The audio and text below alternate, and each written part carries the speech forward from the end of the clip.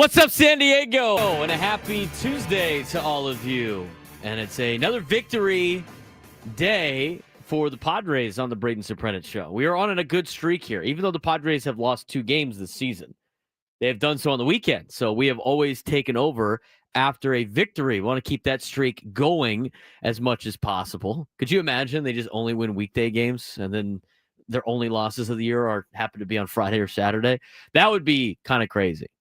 That would put yourself in a category for best ever, obviously. But the Padres right now are not only in first place in the National League West, they have the best record in all of Major League Baseball. They come in at 9-2. You pull up the MLB standings, nobody is better than the Padres record-wise in Major League Baseball. We're 11 games into the season, so don't read too much into that. They've gotten off to a great start. They've gotten off to such a great start. It has matched 2 other years to the San Diego Padres, 1984 and 1998. What are those years? Why are they significant? Well, the only 2 seasons that the Padres ended up winning the pennant, 1984 and 1998. Again, as mentioned before, with the Padres start to the season in terms of, their winning streak out of the gate, they hadn't done it since 1984. You can't draw conclusions that this team's going to the World Series, but at the same time, it's pretty cool to see the class that they are in terms of their franchise history. Best start since 1998 and 1984. That's pretty impressive. Those are 2 very impressive Padres ball clubs in the franchise. Obviously going to the World Series with both of those teams. The only times that the Padres have gone to the World Series. Couldn't ask for a better start. We talked about that during spring training, about how they got to get off to a good start with how good the division is, with the competition in the National League, not digging yourself in a hole. And the Padres' mindset was, we need to get off to a good start. And then they went out and did it.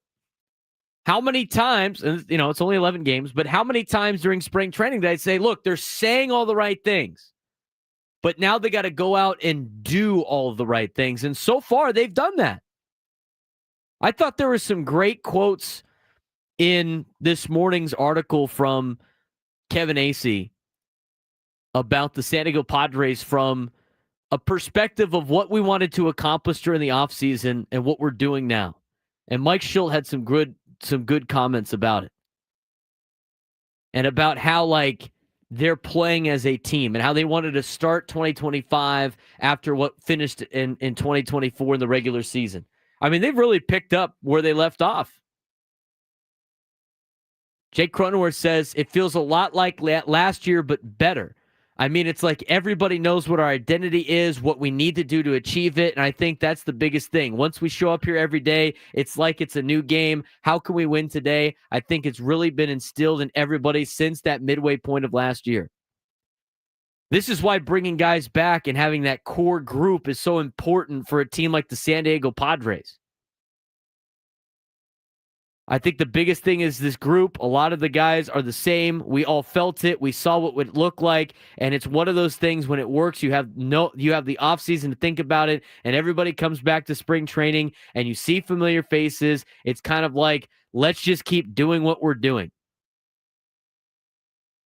As I mentioned, teams always talk big in spring training. They have big aspirations. We're going to do everything the right way. We're going to get off to a hot start. But you look at what the Padres have been able to do to start the season, they're actually doing what they said they were going to do. And a lot of teams can say it, but not a lot of teams can get out there and do it. By the end of the year, we had the whole team pointing in one direction, truly, same mindset, same approach, and just a willingness to do what the game was telling us we needed to do. Ultimately, it's the most important thing. Way less selfish mentality of sacrificing your own personal success for the team. But I think everybody was enjoying the way we felt when we were winning. And like you start to realize it's the important part of it. It's 100% true. You could talk about, during the offseason, you could talk about the Dodgers. You could talk about, that they were going to be the team to beat and everything like that. And that's where all the hype was. And in the offseason for the Padres, they stuck to just working on what they needed to work on themselves. And it really has turned into a good start to the season, coming off of a win yesterday in which they didn't even have Jackson Merrill in the lineup. Jackson Merrill has, kind of a balky hamstring, something that he could probably play through. But the Padres are in a position right now where they could let the kid rest. Because, like we talked about yesterday with Yu Darvish, they don't need him at his best in April. They need him at his best in October. They need Manny Machado at his best in October. Xander Bogaerts in October. Fernando Tatís Jr. in October. And that's not to say that these guys, Tatis, Merrill, Machado, that are off to the starts that they are. I mean, I think if you look at the overall landscape of baseball, and MLB.com had an article on this. We're going to get to it in the 11 o'clock hour about 11 players that have gotten off to such hot starts, MVP caliber players. I think you could be in a situation where the top two players in baseball are wearing Padres jerseys and playing in the outfield with Jackson Merrill and Fernando Tatís Jr. That's how great of a start they have been off to in the first couple of games, first 11 games of the season. And Merrill didn't even play last night. So they're playing great baseball to start the season. They got to obviously continue it and take care of business, but with everything that they are putting together, they are taking it a game at a time, and they're going out there and competing, and as Jake Cronenworth said, finding ways to win. Finding ways to put together victories and playing the game that's in front of them. That comes with experience. That comes with a culture change that has happened over the last couple of years. This doesn't happen in one night. You're starting to see some of the benefits of it right now. And some people in the chat go like, we got to get it to October 1st. I mean, I understand that. But there's some teams in baseball that know they're going to be competing in the postseason. I'm not saying the Padres need to coast, but it's a long season. You might as well get in front of it right now. If you want to go full go at the beginning and then collapse at the end of the year because you're just hunting down the Dodgers in the standings, or you're trying to just overly compete just to make the playoffs, you're going to run out of gas. We've seen teams do that all the time. And with the exception of last year, we've seen the Dodgers do that almost every single year, where they win all these games like, playoffs, get to the playoffs, and then they burn themselves out in the postseason. It's a good Padres team. This is a very good Padres team. And I'm not saying get in line for World Series tickets yet, because there are some still glaring holes on this ball club that need to be addressed. But what I'm saying is, as mentioned yesterday with Yu Darvish, you don't have to just push at the beginning part of the year or during the middle part of the season. And I'm not saying, rest everybody, but when you got a little bit of an injury, let Jackson Merrill sit out a couple days. He sat out yesterday. Let's get that hamstring right. We got to get this guy making sure he's playing at a high level when they need him to play at a high level, not banged up because he, was playing through an injury through most of the season. And they were able to win without Jackson Merrill. And then when Jackson comes back, it could be another player. It could be Manny that needs a little bit of a break.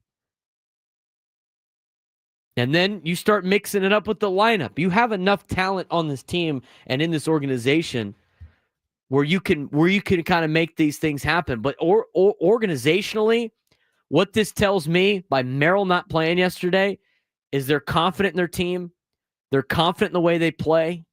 They understand what's in front of them. And they know that we want to win in the playoffs, not just make the playoffs. Just making the playoffs isn't good enough for the Padres. They want to win in the playoffs. That's a mindset. So you can have that, because you're all worried about, like, they don't want to, don't put the cart before the horse. Got to get to October 1st. Sometimes you sacrifice winning in October just to get to October when you have that mindset. Have the confidence that you're going to make it there. Because this team is. Now, things can drastically change over the next couple of weeks. We talk about that on the roundtable all the time, the difference between 1 week to the next. And you look at this Padres team, I mean, they could lose. They could have a 5-game losing streak. And then all of a sudden it's like, well, we got to get guys back in the lineup. Let's go take care of business. But when you've jumped out to a lead that you have had, I'm not saying coast, but you can make sure that guys are right so they don't further injure themselves in the future. 9-2 Padres. Best start since 98 and 84. And they're doing a lot of different things to be able to be successful. They're winning in different ways, and we're going to talk about that later on in this hour. There's a lot of different talking points with this Padres team. You know, a lot good, obviously, with the way that they have started the season, but there's also some problems on this team as well. And we're going to talk about that later on the show. I mean, the bottom of the Padres order continues to be a problem. Last night, Hayward did get a hit, 1 for 4, but he's hitting 136. Yuli Gurriel grounded out as the pinch hitter last night and is 1 for 14 on the season. His only hits against a right-handed pitcher, which makes today's lineup choice very interesting by Mike Schilt because the Padres are facing a left-hander in Jeffrey Springs. Gurriel has been the DH against all 4 opposing lefty starters this season, but as Kevin Acee mentions in his article this morning, it is possible Schilt gives Jose Iglesias a start at second base, moves Cronenworth to first, and has a rise DH against Jeffrey Springs. I mean, if we're getting to that part, in that point in time, in lineup construction, 11 games into the season, you got to start thinking the Padres are looking down in El Paso at Connor Joe or Oscar Gonzalez or Eggy Rosario or somebody else that they had to send down to AAA in order for Yuli Gurriel to be a part of the team. A lot of that needs to change. I don't know how long is the leash going to be.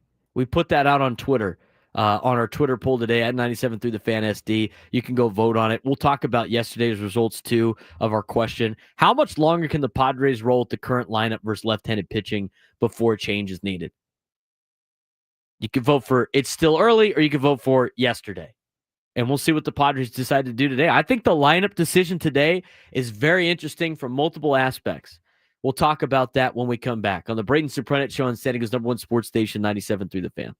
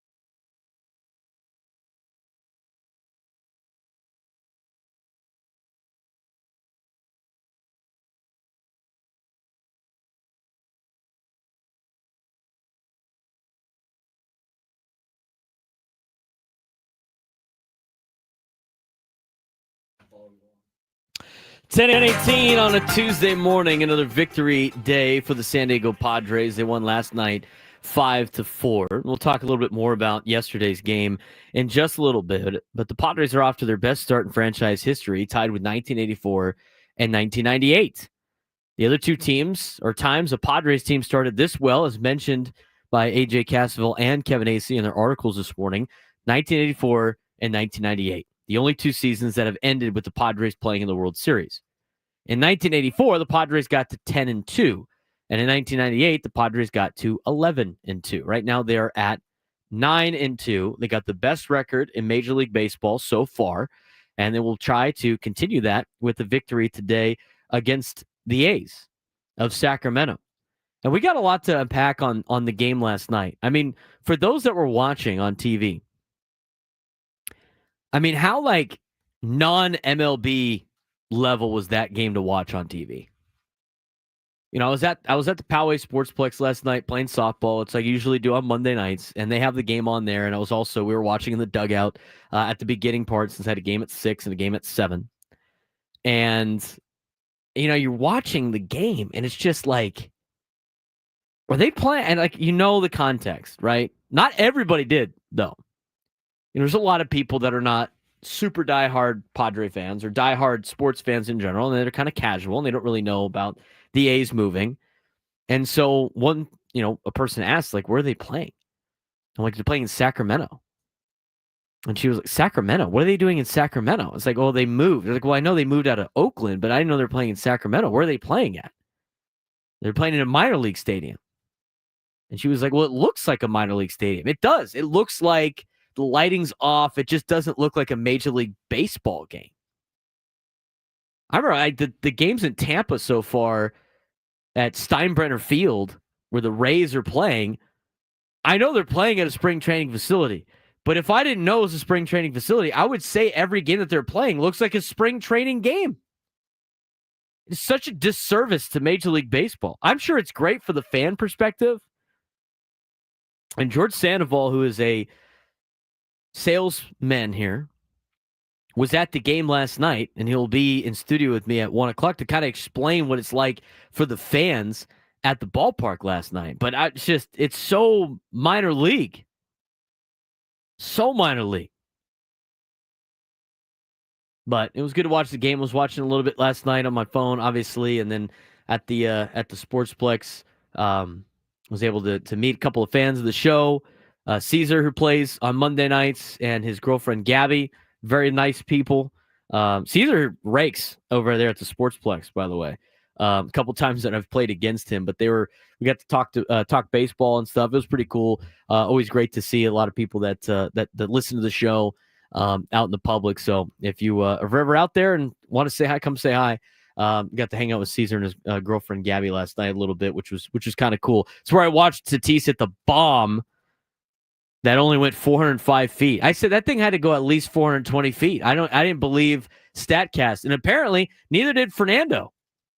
They asked Fernando about it yesterday,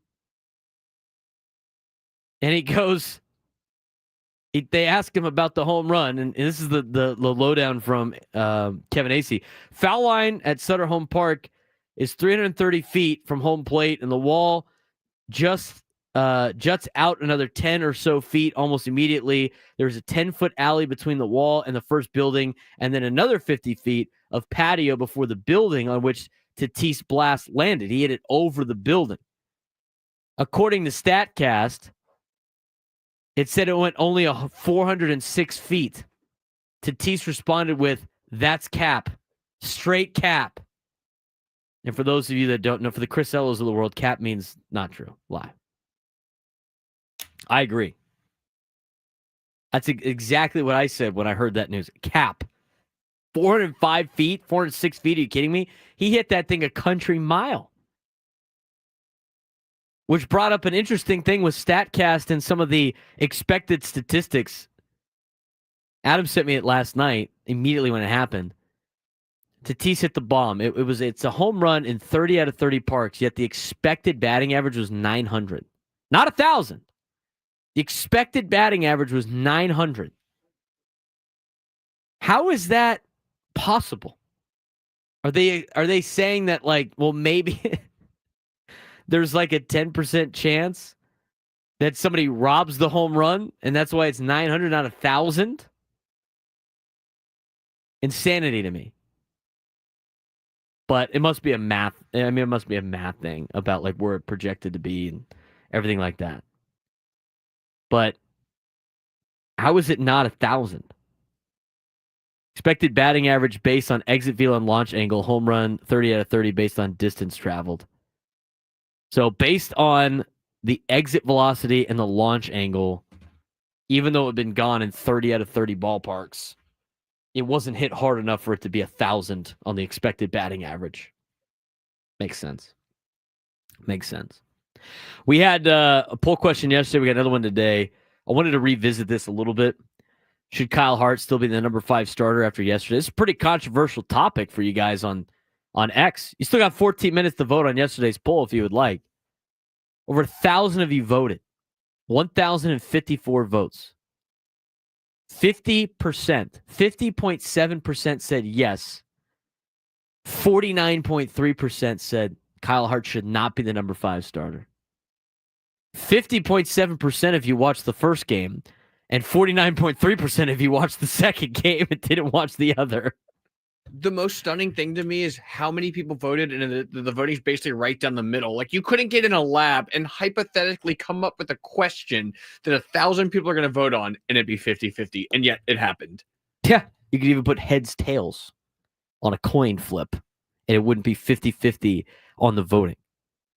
50-50 on the voting on whether or not Kyle Hart should be the number 5 starter.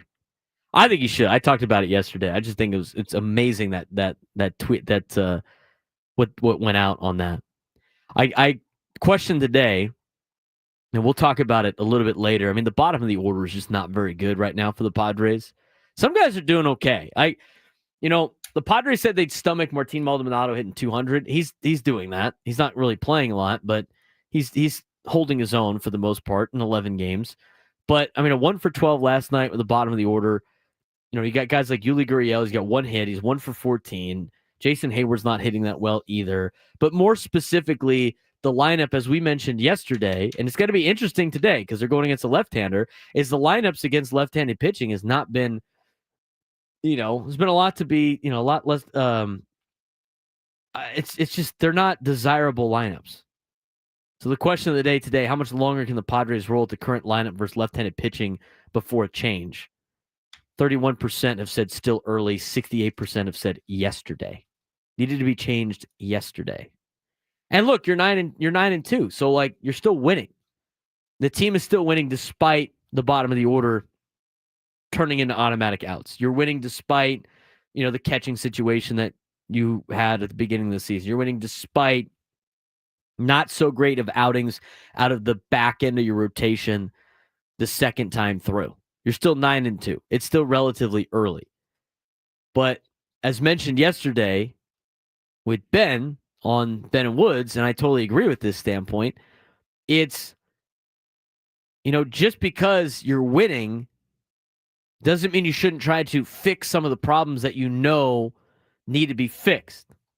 Because why wait until you start losing for you to fix certain problems that are going to be a glaring issue in the near future?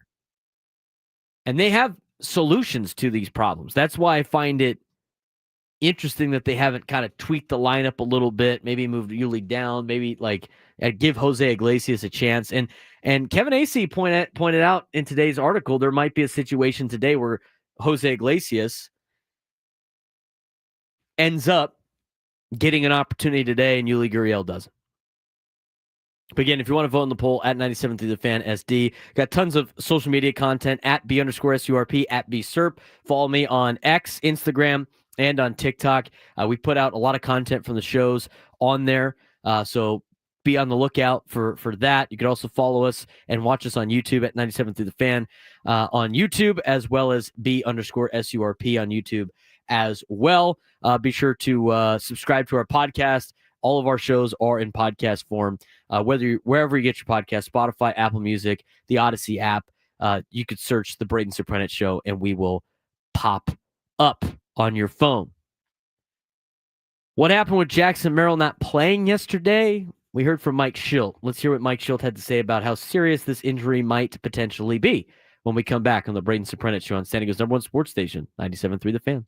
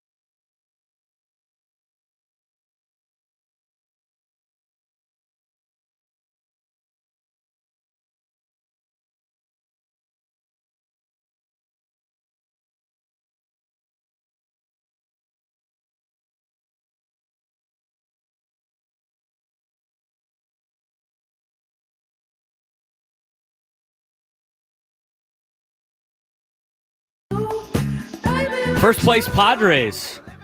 Who knows how many times we could say that this year? Hopefully it's every day from here on out. Hopefully it's just every day from here on out. First place Padres. Padres are in first place in the division at 9-2. They got a half game lead on San Francisco and LA. It's like one of the first times that they have been able to capitalize in the last 2 years on a Los Angeles Dodgers loss. I mean, usually when the Dodgers lose, the Padres lose. Padres able to win yesterday 5-4 over the A's. The Athletics. The Athletics. Half game lead over both as mentioned. Question. So what Chris Ella put out. When was the last time the Padres were in sole possession of first place in the NL West as they are this morning?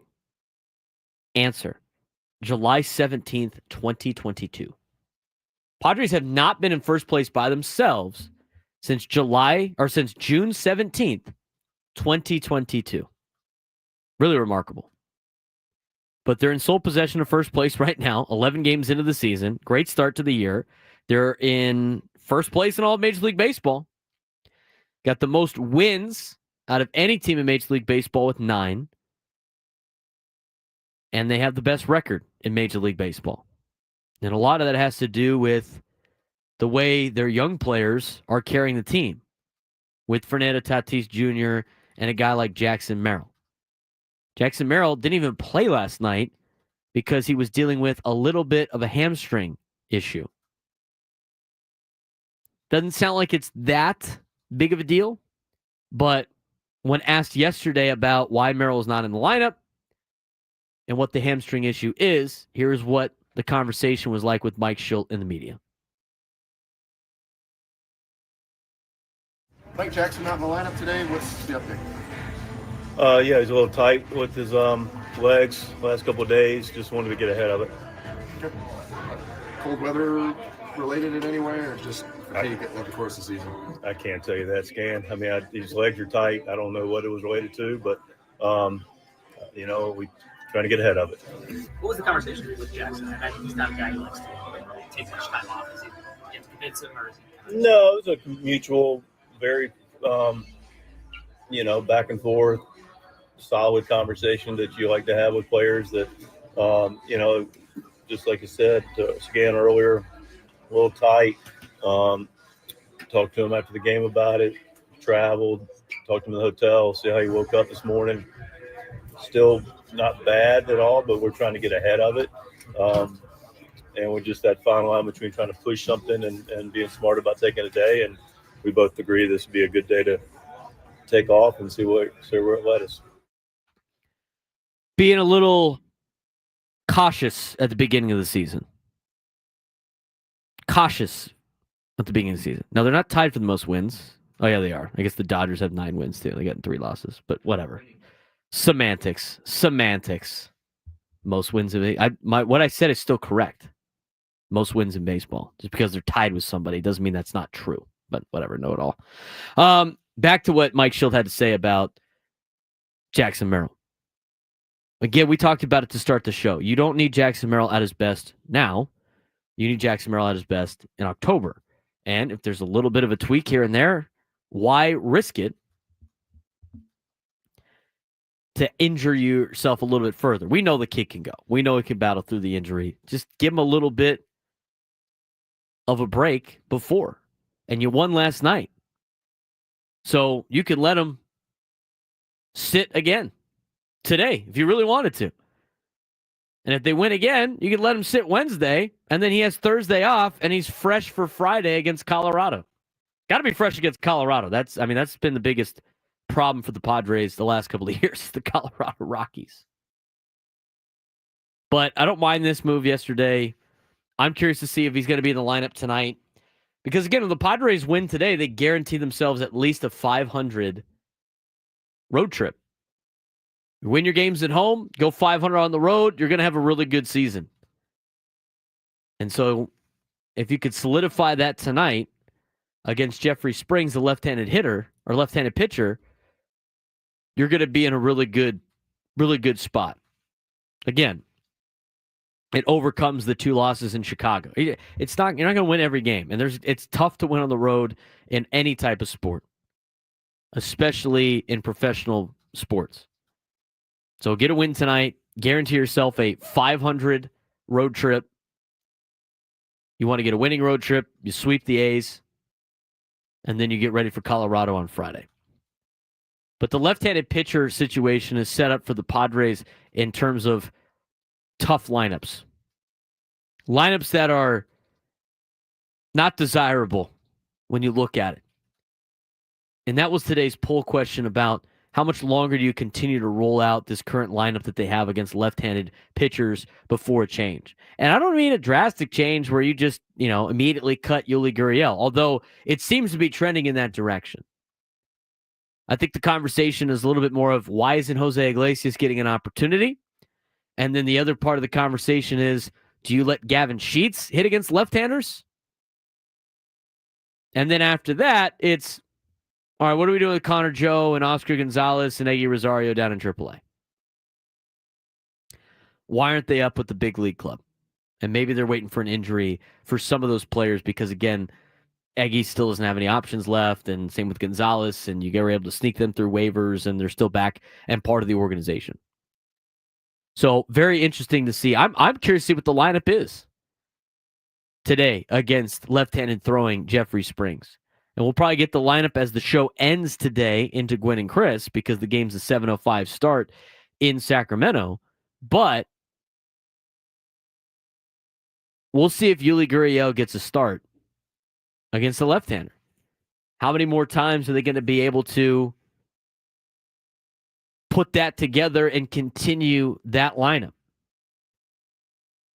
But despite that, your bottom of your order against righties and lefties has not been that great. And going into the season, I think we understood as Padres fans, the bottom of the order, 7, 8, 9 was going to be a major hole in this lineup. And what you were hoping for was not having players down there be automatic out, automatic out, automatic out. And so far it's not there, but it's starting to trend in that direction. With the exception of Jose Iglesias, who, by the way, only has 7 at-bats and 8 plate appearances this year. Yuli needs to play against righties. Would you rather have him play than Gavin Sheets? No. Let's look at the 7 players that hit usually 7, 8, 9 in the order. And one of them is obviously an outlier right now because Gavin Sheets is breaking. But it's Gavin Sheets, it's Elias Diaz, it's Jason Hayward, Brandon Lockridge, Yuli Gurriel, Martin Maldonado, and Jose Iglesias. Those are the 7 players that fit in the 7, 8, 9 spot in the order when they play. And some of them platoon. Actually, they all platoon. So I don't even need to say some of them. You look at their overall statistics. The one with the most plate appearances right now is Gavin Sheets. He also has the best batting average, hitting 345. On base is 367. He's been great. He's already got 1 barrel. He's hitting 429 on balls in play. His expected weighted on-base average is 318. I mean, the guy's doing a lot of damage. He's even got a positive batter run value of 1. His exit velo on average right now is 90 miles an hour. Adjusted exit velo, 92 miles an hour. His barrel percentage is 4.5%. He leads every statistical category amongst all 7 of those players. He's really an outlier. He's doing a great job. I'd like to see more of Gavin Sheets. Now, you start looking at the other options for the Padres. The catching situation is going to be what it is. I think you would be better off to have, Elias Diaz hit a little bit better than 208. They can stomach Martin Maldonado doing that. I don't know if you can stomach Elias Diaz doing that. He's hitting 208 with an expected batting average of 203. At least he's getting on base almost at a 300 clip at 296, so he's finding ways to get on base. His batting average on balls in play is 294. It's not the best, but it's not terrible.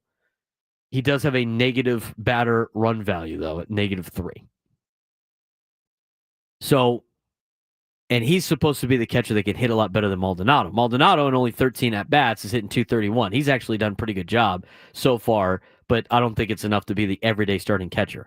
I like the way where he's at right now in terms of being the catcher for Randy Vasquez and, some of the younger arms or inexperienced arms that the Padres might have. Now, the other spots, there's not a lot of leeway here or workaround with some of these players. The two most glaring ones are obviously the veterans in Hayward and Gurriel. I think Lockridge has done a decent job. He's a spot start guy, speed player, better with his glove. He's really on the team to be a runner, a pinch runner late in the game. Mike Schultz given an opportunity to play, got to start in center yesterday for Merrill being banged up.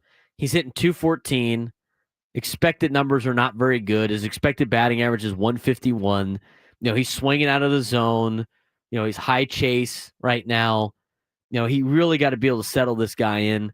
Hitting 313, or sorry, his on-base percentage is 313, but his expected numbers are all not very good across the board. His expected slugging percentage right now is 185. So you got no slug out of him, which you weren't expecting at all, but you need him to hit for a higher average. He's hitting 214. And then you get to Hayward and Yuli Gurriel. Jason Hayward, he's got to be able to hit over 200 if you want him on the team. I think there's a lot of different things that Hayward can bring to the table, but he's up there in age. He still had a positive WAR season last year with the Dodgers and Astros combined. There's a lot more left in him compared to Yuli Gurriel if you want to compare those two in particular. But he's hitting 136. It's not like he's getting unlucky either, just slightly. His expected batting average is 147. His on-base percentage is 200, so it's not even like he's walking. And his slug is 182 right now, with his weighted on-base average of 178, an expected weighted on-base average of 207, and his batting average on balls in play of 176. Hayward needs to be a lot better if he wants to be playing on this team. And as a left-handed hitter, you can't even really think about platooning him too much because he's got to face, there's a lot more righties in baseball than lefties, which means he would play a significant amount of time in left field, which you can't possibly have with a guy hitting 136 at the bottom of the order. Your bottom of the order right now, any way you skin it, if it's Lockridge, Gurriel, and Maldonado, that's a 214 average, a 71 average, and Martin Maldonado leading the charge at 231. It's just not very good. And you look at Yuli Gurriel, and I don't like just jumping on this guy the whole time, but you look at Yuli Gurriel in a lot of different ways, and people go like, "Well, you got to give him time." You know what? You got to give him. You don't really have to because he's 40 years old. And it's been 3 straight seasons of just lousy baseball out of this guy. It's the time has passed him by. It was a miracle he made the team because he hit in spring training. And for a player like that, and here's the difference between, and somebody called about like, you can't have your cake and eat it too when it comes to spring training stats. There's different circumstances for different people. And Yuli Gurriel gets differing circumstances because of the last 3 seasons he has played at the big league level. They're not good. 2021, he won a batting title. That is a long time ago. You know who was the saves leader in 2021? It was Mark Melancon. Mark Melancon led Major League Baseball in saves in 2021. So the Padres go call him up to be the closer right now? He's working at San Diego State. He's helping the pitching staff at San Diego State. No. Just because the guy had a good past doesn't mean he projects to continue on what he has done in the past. He's past his prime. It's way past. He's just hanging on right now. And a guy like that, you need him. He needs to get off to a good start to be able to stay on a team. And the leash is not very long. You already went through that with Nelson Cruz and Matt Carpenter and Rougned Odor. These are all the same players that were brought in and had a decent spring. And you had them on the team. But it's what are you trying to accomplish right now? with Yuli Gurriel. He's 1 for 14 to start. And so every time you talk about, like, you got to get this guy out or that guy out, the next question is, well, what are your options? And usually there's not too many options available, and that's why these guys are playing. But in this particular circumstance, you have multiple options in AAA that I think would do a better job than what Yuli Gurriel and Jason Hayward are currently doing. I still think the leash is longer with Jason Hayward. He's not as past his prime as much as Yuli Gurriel is. But what is Yuli Gurriel doing that Oscar Gonzalez can't do, that Connor Joe can't do, that Eggy Rosario can't do? All three of those players bring more than just their bat against left-handed pitching. All three of those players can play multiple positions in the field.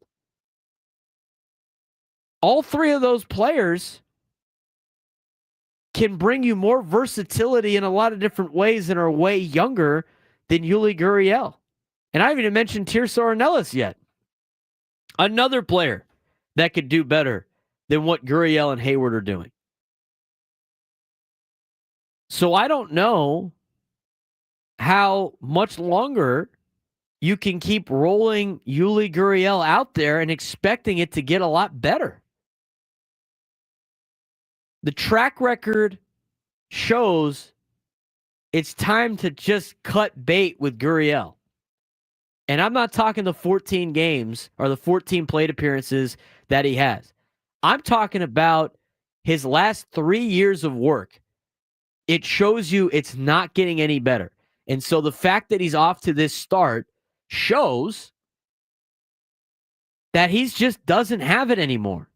It's time to move on.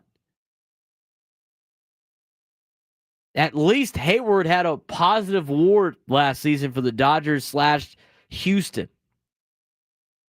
His leash might be longer than Gurriel's, but it's not much longer than Gurriel's. Those two players in particular needed to have fast starts, because those are two players in particular that you can't trust are going to just flip it and turn it around, especially at their age. And especially when you have guys ready to go who are much younger, who could do a lot more. You gave Hayward $1 million. You're probably going to have to eat that money to send him elsewhere. And again, it's not like you can send them down. They're not getting sent down. They don't have any options left. They're just going to get released. And then who knows if anybody's going to pick them up anyway. Hayward might get picked up by a mediocre team or a team that really is desperate for a player. But nobody's picking up Yuli Gurriel. It's time to move on from him, probably. And I mentioned it yesterday, you got to give him some time, but there's only so much time that you can waste on him. As long as you keep winning, he's still kind of hanging around. It sounds like from Dennis Lin that they're not going to make any major roster changes until at least Memorial Day. That is more than enough time to give Yuli Gurriel and Jason Hayward an opportunity to play, especially when you got options down in AAA. 833-288-0973, 833-288-0973. I put the poll out there. How much longer can the Padres roll with the current lineup versus left-handed pitching before a change is needed? You can answer, it's still early, or you can answer, you needed to change it yesterday. And so far, 68% of people say you got to change it yesterday. Look, I get you're winning. You don't want to upset the apple cart, but at the same time, as Ben said yesterday, and I totally agree with him, why wait until it starts to go to crap before you decide to make a flip at different parts in the order? The top of the order is taking care of business and carrying your team, which was expected at the beginning of the year. But if you want to continue to win throughout the season and you want to continue to win into the postseason, you need to find another option at 7, 8, 9 in the order. And the thing with 9, you could live with Martín Maldonado and Elias Diaz if you can replace 7 and 8 in the order. You can't have multiple automatic outs in the order if you want to be the best team in baseball, which they currently are record-wise. You want to join the show today, 833-288-0973, 833-288-0973. You can also tweet at me at B_SURP, at BSURP. Love to read your tweets on the air as well. And you can also leave some comments in the chat on YouTube if you're watching on YouTube. A lot to unpack when it comes to the San Diego Padres. Kind of talked about some of the negative, and even though he didn't play yesterday, we got some fast starts for some players in Major League Baseball. Fast starts for about 11 MVP candidates in MLB. Could the Padres have 2 threats at an MVP? We'll talk about that when we come back. What's the competition like? Good starts for a couple of Padres. We'll talk about why they're off to good starts and how they win an MVP, even though it's only 11 games in the season, when we come back, plus your phone calls on the Braden Surprenant Show, San Diego #1 Sports Station 97.3 The Fan.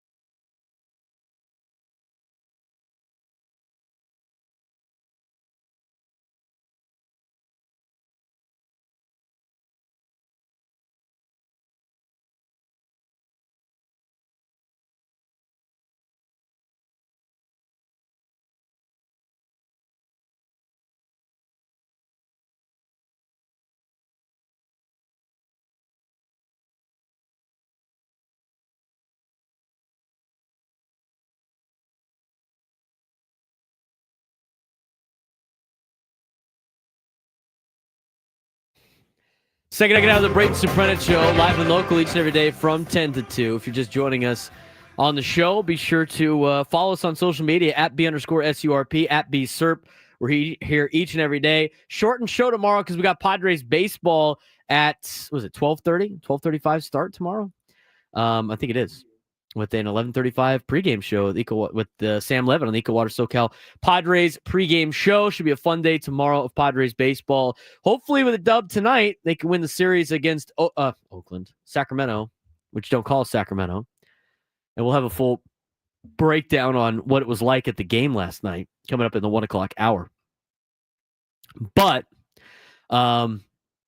lost my train of thought.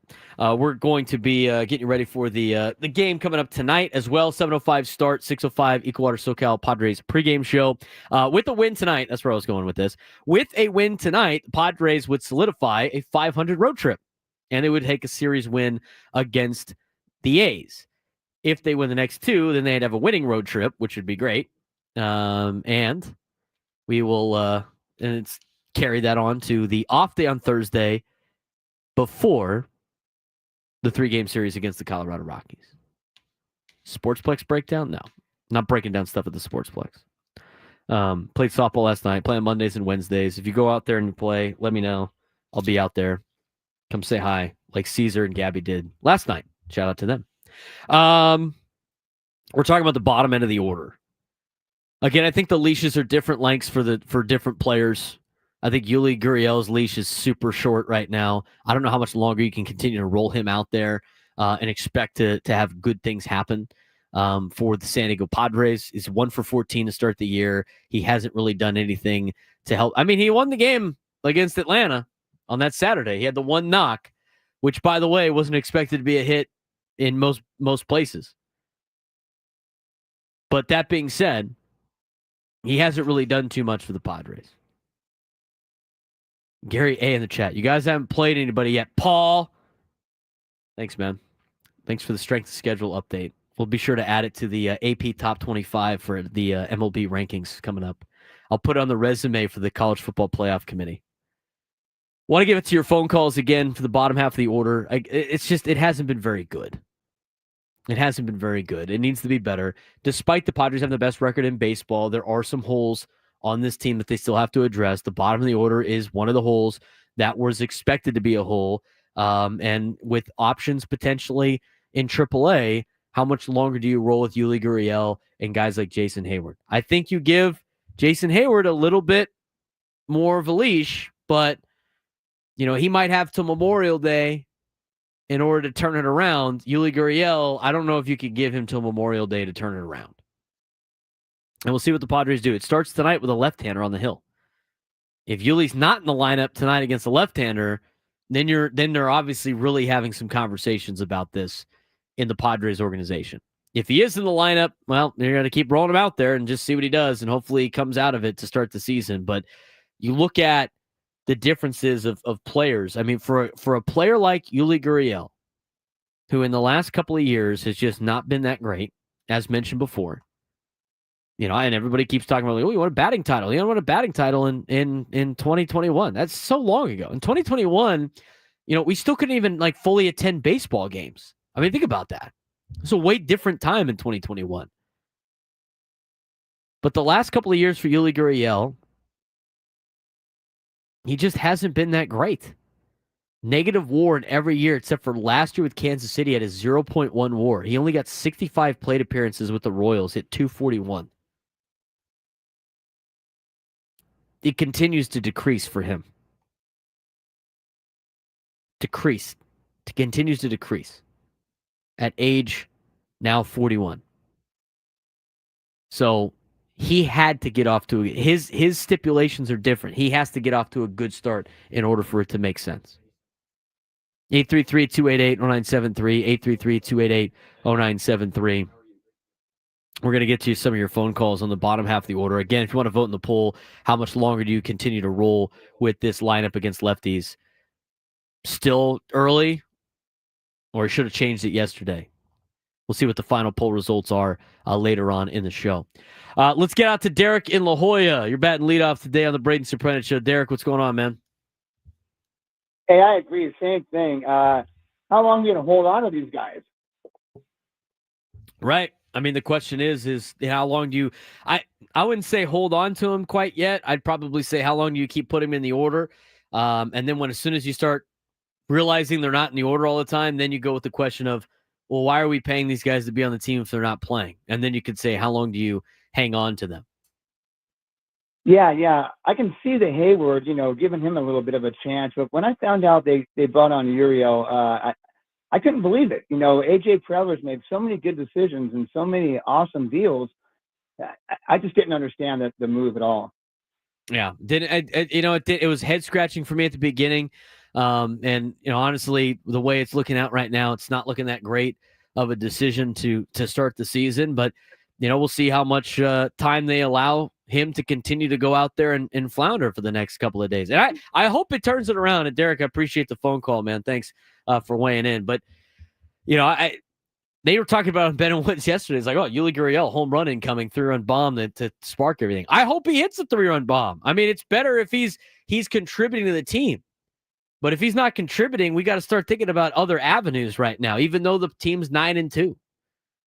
They're doing a lot of things right. We've talked about all the great starts that a lot of the players have had, but you have to look at how sustainable it is with how you're playing and some of the weaknesses you have on the team. And right now, 7, 8, 9 in the order is a weakness for the San Diego Padres.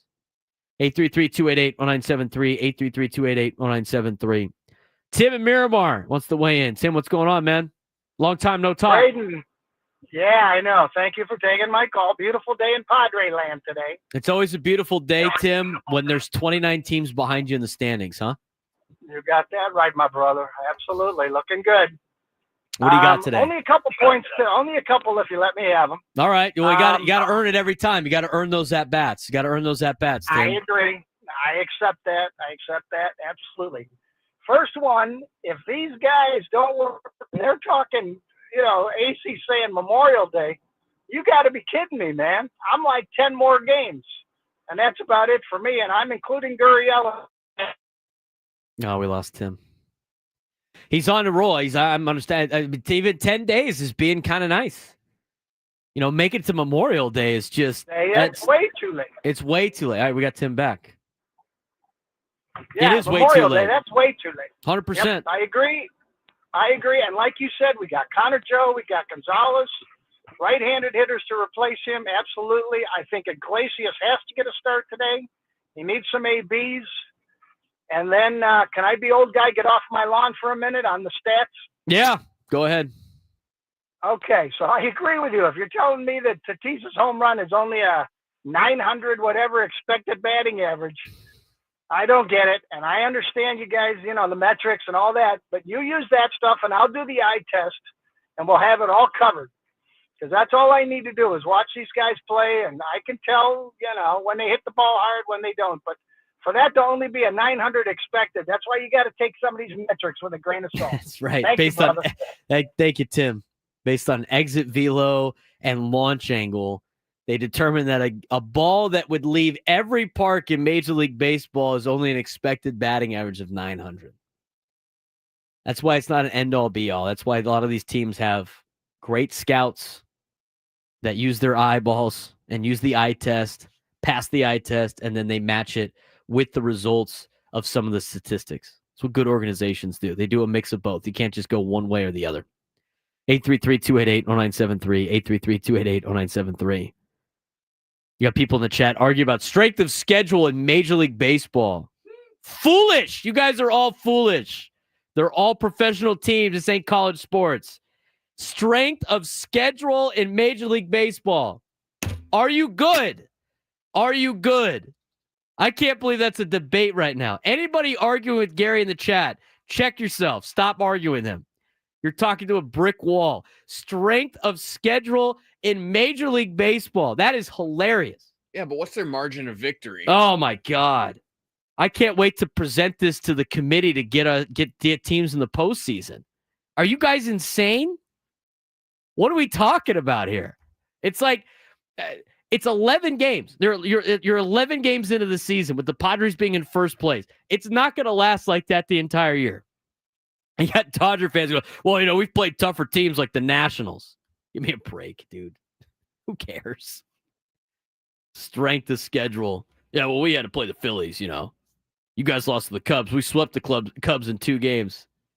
Hilarious. Stop arguing with that guy. You're talking to a brick wall. 833-288-0973. 833-288-0973. Let's get out to Kevin in Chula Vista. Kevin, what's going on? Yeah, I just recommend everybody stay off the chat. I mean, it's just, it's what the hell. I mean, go. What do you got, hey, Kevin? Kevin, what do you got for me on the strength of schedule for the Padres? Right? Should we? You know, is it a little overrated? Maybe move a little bit lower in the AP top 25. Oh, good Lord! I mean, yeah, this is college basketball, right? Yes. So I don't know. I mean, too much time on their hands. Maybe I don't know, but you know what? If you feel that strongly, call into Braden and make your case. But to sit there behind the keyboard and whack away at this, I mean, don't you have better things to do? You know what? Anyway, we got it. We're giving it too much breath, Kevin. You called me for a better reason. What you got? Yeah. So, yeah, you're spot on about the bottom half of the order. Look, we went through this last year. We got lucky, and AJ struck gold. The year before, 2023, we had Nelson Cruz and Carpenter, not so much. And so we kind of have a repeat of 2023 as far as the bottom half of the order to date, which is important to acknowledge. To date, we have a small sample. There's problems that are starting to show up, no question about it. Here's the real issue, is that the poker chips that AJ had and has been playing over the last few years have now dwindled to practically nothing. So now you've got to go back and see what you might have in the minor leagues, as you said, and think about making some replacements here. But that's not a given either. So, you know, we're really playing with fire here, honestly, about the bottom half of the order. We knew that it was going to be this way, potentially going into the season, and we knew that the poker chips weren't there to fix a lot of this. So the stress and pressure is really going to be on the top of the order again, as it was a couple of years ago, until some of these things either get resolved or don't get resolved. I have no idea what's going to happen. I really don't. I'm a little bit more concerned about the starting pitching at this point. Michael King had a great 12 strikeout performance a couple of starts ago, but other than that, they've been really unremarkable, the starting pitching. So there's other little things to worry about here as well. And the best we can do is celebrate the fact that they're sitting in first place. They've gotten off to a good start. Let's hope that it doesn't dwindle away because the bottom half of the order, tends to tail off again. There's some definite yellow flags out there, Braden. Absolutely, Kevin. I appreciate the phone call. We got to get to a break. So thanks to Kevin again. If you want to weigh in, Mike in Chula Vista and another caller online, we'll get to you when we come back. Man, AJ Preller should have scheduled better opponents at the beginning of the season, better non-conference opponents. Strength of schedule hurting the ball club right now. What's the RPI, Gary? What's the Padres RPI right now? I'd love to know. Maybe I'll look that up during the break. What's the net rankings for the Padres? Hilarious. Just hilarious. He got cooked by Kevin. Cooked. Gary got cooked in the chat. Going to break. Braden Surprenant Show. San Diego's number one sports station, 97.2 The Fan.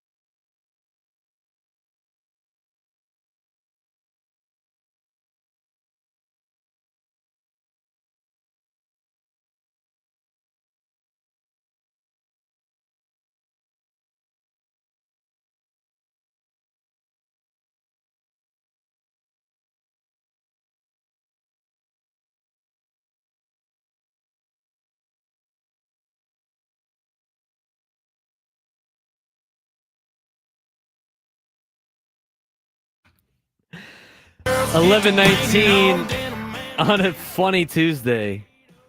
The chat is killing me today. Did our buddy Gary leave, the Dodger fan that's just like obsessed with us? Just so obsessed. Don't worry about your own ball club, buddy. He's getting cooked in the YouTube chat. It's so funny. Sometimes you guys are really mean in the chat. Sometimes you're hilarious. Today is a very hilarious day. But we'll continue to talk a little bit more about that. And strength of schedule. You know, too bad the Padres couldn't play teams like the Nationals. It's a darn shame. But you know what?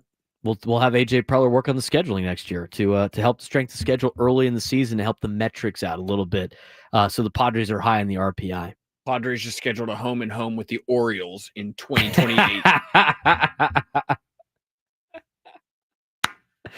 What's CalPreps have to say? What's the Ned Freeman rankings on the Freeman rankings of the MLB season? To find out, because you can figure out who can win some of these projected matchups. RPI, net. I mean, I think they got it all for Major League Baseball. 833-288-0973, 833-288-0973. Let's get out to Adrian in San Diego. Adrian, you're on the Braden Surprenant show. What's going on, man? Braden, what's up, buddy? Thanks for taking my call, man. Absolutely. What do you got for me? So, not so much to Gary as much because I didn't know he was a Dodger fan until I just heard you say it right now, so that explains a lot.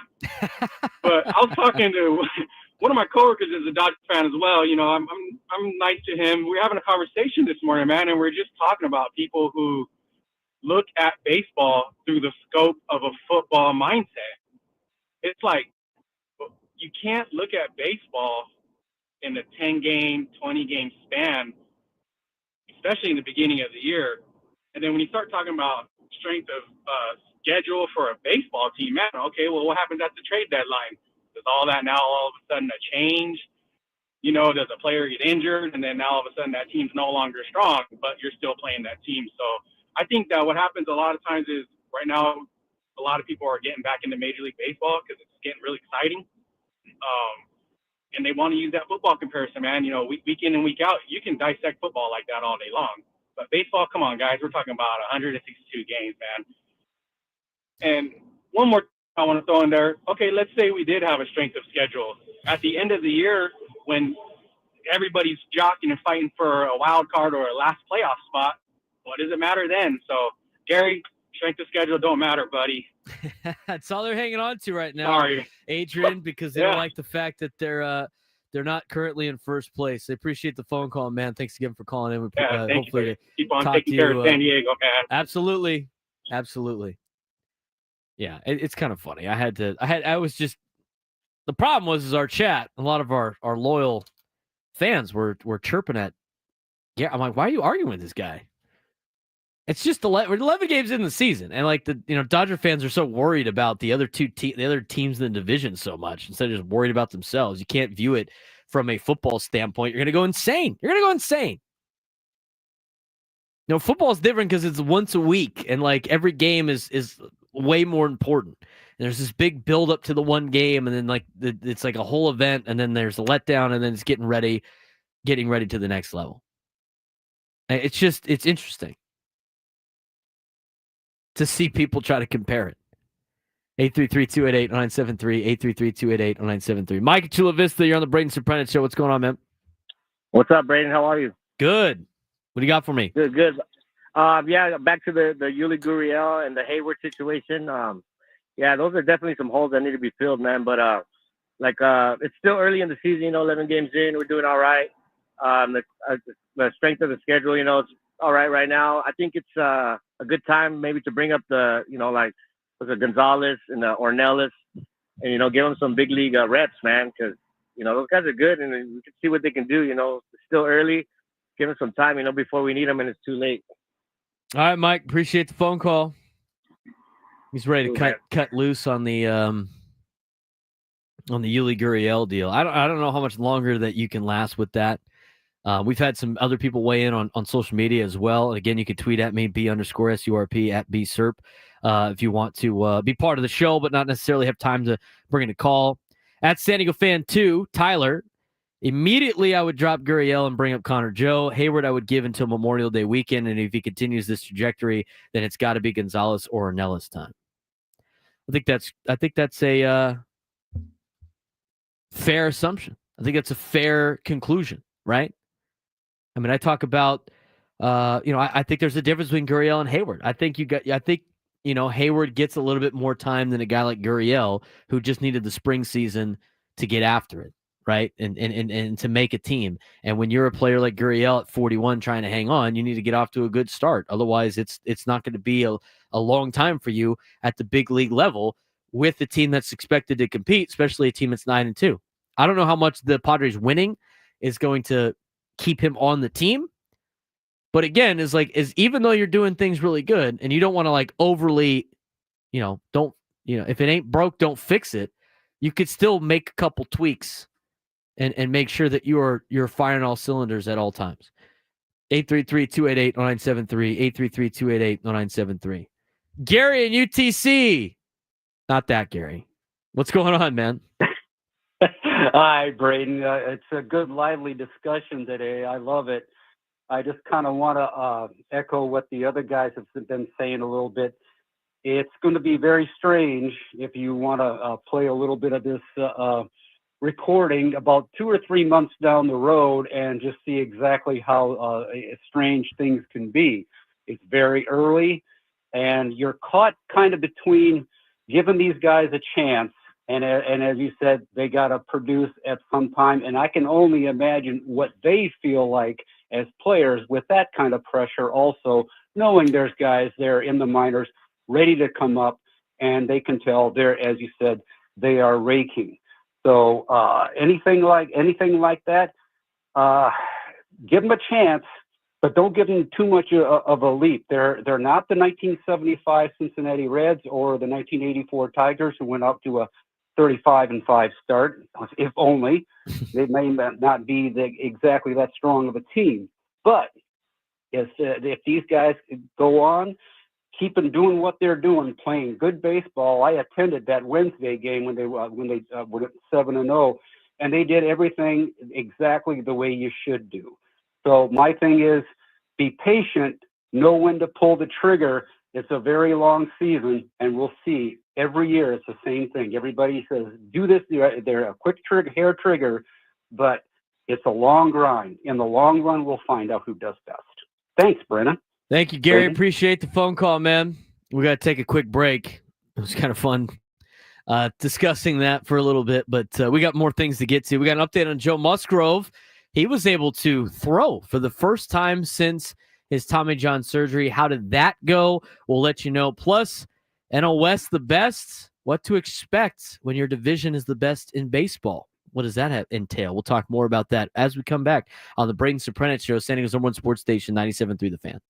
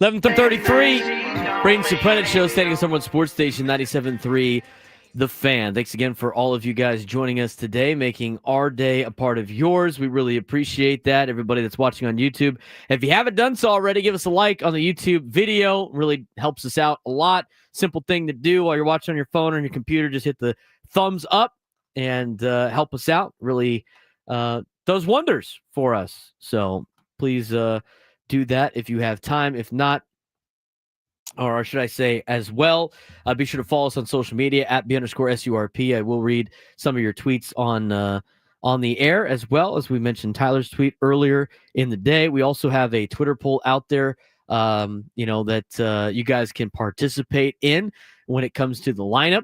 Question of the day: how much longer can the Padres roll with the current lineup versus left-handed pitching before change? 32% still early. 68% said yesterday. Have made a change already. Some of the comments on that. Doc Alexander on Twitter, that 1 for 12 from the bottom third of the order last night was the straw that broke the camel's back. Stove at Stove Taco says they're 9-2. Let Schilt cook a little longer, but with this lineup. Brian says give it till May 1st. Dark day for baseball at SDFan22 said Hayward needs to go. And then Lopez Motors goes, you guys read too much into headlines. Hitters hit regardless of who's pitching. And those are the comments on the particular poll. Yesterday's poll had over 1,000 voters in it, 1,055. Should Kyle Hart still be the number 5 starter after yesterday? 50.7% of you said yes. 49.3% of you said no. 50-50 split on that particular poll question, which got 32 comments on it as well. So we really appreciate you guys weighing in on all of our stuff. Again, if you haven't done so already, subscribe to our podcast. All of our shows are in podcast form on Apple Music or Spotify, wherever you get your podcasts. We also appreciate that. You can follow me on social media at @B_SURP, at @BSURP. If you missed any of the show, we post the best clips on my social media handles and on YouTube and YouTube Shorts and other clips on YouTube. Our YouTube page has a bunch of other videos that are not our live videos that you can go check out with shorts and other videos alike. So be sure to check out our YouTube page at 97.3 The Fan. So without further ado, let's talk about Joe Musgrove a little bit. Joe Musgrove was able to throw yesterday for the first time since getting Tommy John surgery last October. He played light catch on Monday afternoon. He threw the baseball 25 times to his new catch partner, right-hander Nick Pivetta, 60 feet away. Very light in terms of baseball workloads, but it was a day that Musgrove's been waiting for 6 months. He hadn't been able to throw since October of last year and was able to play catch at 60 feet. Here's what Musgrove said about throwing yesterday. Physically, it felt great. Mentally, it feels really good to get to this point. It's been a long time since I've been able to pick up a baseball and actually throw it. A real baseball. I'm just thinking about all the work I've done over the last 6 months and trying to process everything. Musgrove would not put a timetable on the next aspects of his progression. He isn't even sure what the next step is. For now, all Musgrove knows is that he gets to play catch 3 times a week for the foreseeable future, which is better than the past 6 months when he wasn't able to throw. Musgrove said about a goal of making it to October has been the goal from the get-go. Quote, I still feel like it's somewhat within reach. I think the doctors are going to tell me no. Starting is out of the question. I could do like an opener type role maybe, but most realistic would be a chance to come out of the bullpen somewhere late in the postseason. Whether I'm in the games or not, I still plan it's still part of the plan to get healthy so I can go in and have a normal offseason, build it properly, be ready as I can for 2026. For now, Musgrove remains with the big league club as he goes through his daily rehab, which isn't a usual tactic for pitchers recovering from surgery. Mike Schilt had this to say: it means a lot to our group. Joe could easily and rightfully be in San Diego right now or gone over to Phoenix, and he's been on the road trip. He's preparing for every series like he's pitching in the series. So his leadership is tremendous. He's really, really a special guy. Musgrove wouldn't want it any other way. He's not one to sit still during spring training. He served as a coach during the spring breakout game. And he said again, as he helps prepare the pitching staff for opponents in pitching meetings, his quote, "My main priority is my rehab. I try to be involved as much as I can, but there's days where the rehab schedule is just pretty heavy and I'm not able to do as much, but I always try to do my video work on the teams and make my notes and sit in on all the meetings, offer what experience and advice I have. It's been relatively a simple comeback. I wouldn't say easy, but it's been simple, like not many hookups, not many setbacks. I feel good about it." That's a pretty good thing to have for a pitcher on the staff. To have the leadership that he has, to be a part of the organization in the capacity that he is, to not just be focused on himself and trying to return, even though that is a main focus of his, but also helping prepare the pitchers for opponents and being part of those pitching meetings, being part of the conversation, being on the road with the team. You know, you don't have to be an everyday player, and you don't have to be playing or be one of the best players on the team to be a leader. Leadership comes from a lot of different aspects. And Joe Musgrove shows his leadership with his Camp 44 during the offseason in the team building that he creates. He shows his leadership by being there for the younger players in the organization as a coach for the spring breakout game. He shows his leadership by helping out the pitching staff in any way possible. He did that last year when he was injured last year during the season. I mean, you remember when Dylan Cease was in the middle of throwing a no-hitter in Washington, and you saw Joe Musgrove help pitch the case to let Dylan Cease continue to pitch and go out there and try to go throw a no-hitter? I mean, these are all the great intangibles that you have. The guy wants to win really bad. He wants to help the team win by any means necessary. If he gets healthy enough where he gets cleared to maybe pitch in some games, not as a starter, but as an opener or bullpen guy, he wants to go out there and do it. Musgrove went on to say it's been a relatively simple comeback. I wouldn't say easy, but it's simple, like not many hiccups, not many setbacks. I feel good about it. Probably for a lot of guys out there, baseball is how you deal with a lot of life problems. So without that outlet, it's just been difficult to try to find that in other ways. But putting more effort into being a good teammate and providing whatever kind of assistance I can has kind of been my main focus. I found it in a different way, in a sense. This is a future coach right here. I mean, he strikes me as a future coach. But I love what he's doing. I love how he's helping the team by any means necessary. It goes to the level that Jackson Merrill goes about his business in trying to win by any means necessary. And you have these players now part of the organization as part of that culture that they have built here for the San Diego Padres, and they take pride in that culture of trying to win every day. And that was mentioned in Kevin Acey's article this morning. And what Jake Cronenworth had to say about yesterday's game, but in particular, how they have been off to such a great start. Similar players in the clubhouse in spring training. Guys understanding what their role is, the sacrifices they are making at the plate or on the mound for the betterment of the team instead of going to get theirs. I mean, we've seen Fernando Tatís Jr. in the past go up in the box trying to go get his swing out of his shoes on a pitch that he probably can't hit out of the yard, thinking he can go pad some stats. And right now he's spitting on pitches. And we're going to get to Fernando later on in the show about how he's so locked in right now. But it's that selfless at-bats from Fernando. It's the way that, Jake Cronenworth explained the situation. It's Jackson Merrill, trying to, he's just so focused on winning. And it's guys like Joe Musgrove that find different ways to help the team win, even though he's not on the field. And he's showing it with his leadership, and he's showing it with helping out the pitching staff and taking the time to prepare for every series as if he was pitching. You don't get that from a lot of players in Major League Baseball. I mentioned it on the show a couple of weeks ago, how blessed we are to have Joe Musgrove. You have a lot of guys right now in that clubhouse that care and that give an S and that want to go out there and win and are focused on winning.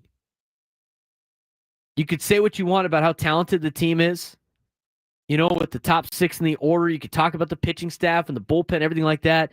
But what is very similar to the 1998 team is the fact that these guys are playing as a tight-knit group, and it started in spring training, like in 1998, where it started in spring training. They knew that they had the ability to go out there and win. And it's continuing on here with the 2025 team with the tight-knit group, and it's that game within the game. It's that way that the clubhouse is, the dugout, the consistency, the camaraderie, and that's where you're finding a lot of wins more than just talent on this ball club. That goes a long way. The mental makeup of the team. And it starts with guys like Joe Musgrove. I mean, if he pitches this year at all, it'd be a miracle. But he doesn't have to pitch on this team to be a major impact on their success this season. And I already think you're starting to see it with the pitching staff. I think you're already starting to see it with the way the team is playing right now and the way they're playing together as a unit. I think you're seeing it right now with guys like, Merrill not really fighting to get into the lineup because he's banged up a little bit. He understands the task at hand. All of these guys are focused on one thing, and right now that's winning the next game. That wasn't the case a couple of years ago with this Padres team. They've learned from it. They've learned from last year. They've learned from the year before. And with this veteran team now that have played with each other for this many years, they're starting to show what they talked about the last couple of spring trainings. And that's why it's exciting to be a Padres fan right now, and why it's going to be very sustainable for this club to continue to win in 2025. And why the 9-2 start, I don't think, is a fluke. Do I think they're going to be the number one team in baseball by the end of the year? No, I don't. I think they have the capability of making a run in the postseason, but we got a long way to go. But what they're building on right now, the foundation they're setting for 2025, it's a foundation for success. And we'll see how that continues tonight against the A's up in Sacramento. There's a lot more going on in the sports world besides the San Diego Padres. It's time for today's sports thread. You know that group chat? The one that's always blowing up with the biggest sports takes, debates, and breaking news? You got barbecue back there, and you didn't invite me? Yeah, we've got that too. Welcome to the Sports Thread, where we break down the top 5 stories in sports, just like you would with your crew. Oh, no! Disaster! What a bad idea! No filters, no silence, just real talk. I'm bringing Adam Klug to talk about some other sports. We got some big news in the NBA. National championship was last night. Where are we starting off today? Stunning news in the NBA, Braden. Number 1. The Denver Nuggets have fired head coach Michael Malone and general manager Calvin Booth. There's just 3 games remaining in the regular season. Malone is the winningest coach in franchise history, led the team to their only championship just 2 years ago, and the team is currently the 4th seed in the Western Conference. Here's a statement that the owner of the Denver Nuggets, Josh Kroenke, released. Quote, "While the timing of this decision is unfortunate, as Coach Malone helped build the foundation of our now championship-level program, it is a necessary step to allow us to compete at the highest level right now. Championship-level standards and expectations remain in place for the current season. And as we look to the future, we look forward to building on the foundations laid by Coach Malone over his record-breaking 10-year career in Denver." I asked you this question last week with the Memphis Grizzlies basically doing the exact same thing, and I'll ask it again today. What are the Nuggets doing? What is everybody in the NBA doing? I don't understand. Why are you firing this guy in the middle of the season? You just praised him the in his middle whole of the season. I know, There's 3 games left. Yeah, exactly. It's This right is before the playoffs. 98% of the way through the season. They're about to start the postseason. Why? I don't know. I don't have an answer for you. It's mind-boggling. The NBA. The NBA is mind-boggling to me. Brett Siegel's going to join us at 1:35 to end the show to talk about the NBA as we get you built up for the postseason. These are obviously very valid questions that I have to ask him about the situation. My questions are, and we bring this up all the time when it comes to decisions what's the next alternative to this decision? Like, is there somebody else that you think is going to be better than what you currently have? Why make this decision now? Why aren't you waiting until the end of the year? Why did you have to make this decision with 3 games left in the regular season before you start the postseason? What a joke. What is this league doing? This league doesn't make any sense. I've never understood what the NBA has been trying to accomplish the last couple of years. What are these front offices? Maybe they're not even going to have coaches in the future. Just have the front office running. Or AI, right? Yeah.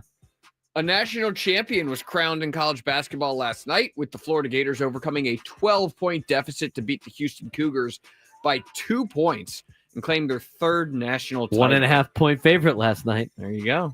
Vegas knows, right? They always know. The game ended in stunning fashion when Houston was unable to get a shot off on their final possession when Emmanuel Sharp jumped up for a shot and then tried to bounce the ball in midair after stopping his shooting motion. What's your biggest takeaway from last night's championship game?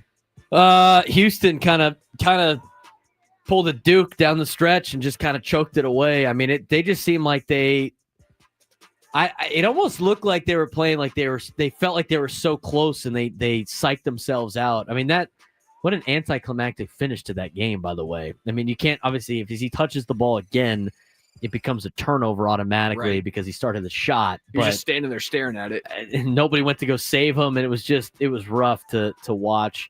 But I just thought it was kind of a meltdown for Houston the final couple minutes. But I think you got to talk about the resiliency of Florida, who were down multiple times throughout the NCAA tournament, late in games and found ways to win. And going into the tournament, I thought they were the hottest team to enter the NCAA tournament. Duke obviously had the best player and the best team, but the way Florida was playing to finish the season, not surprised that they ended up running shop through the NCAA tournament, win the national championship. Number 3. The Masters tee off in less than 48 hours, and Rory McIlroy said earlier today that he's trying to block out what he refers to as noise, as many pundits believe this is the best opportunity for him to win his first green jacket, which would also complete the career Grand Slam for him, something only 5 other golfers have ever accomplished. What % chance do you give Rory of winning the Masters? I don't know, maybe like 40%. Wow. That's almost a him over the field percentage. Yeah. Almost. I mean, if he's locked in, I mean, it's hard to beat Rory more times than not. But it is the Masters, though.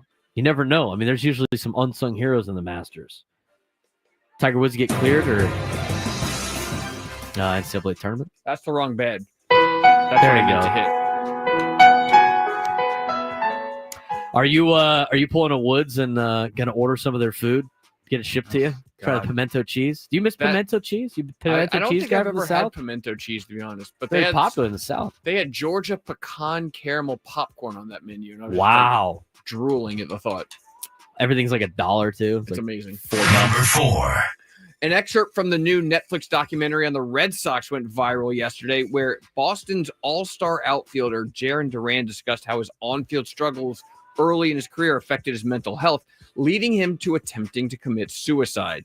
Duran said he was in a hotel room with a rifle and a bullet and pulled the trigger, but the gun didn't fire, and that changed his outlook on life. After the excerpt gained so much traction, Duran released a statement through the team saying that telling his story wasn't easy, but if it helps just one person, then it was worth telling. How do you view Jarren Duran after sharing his story? That's a pretty incredible story, obviously, and and you just don't know what people are going through, right? I mean, you don't understand. I mean, everybody, especially athletes, they get a lot, and we criticize, right? It's part of our job, but you never know what these guys are going through, and just Great because takeaway.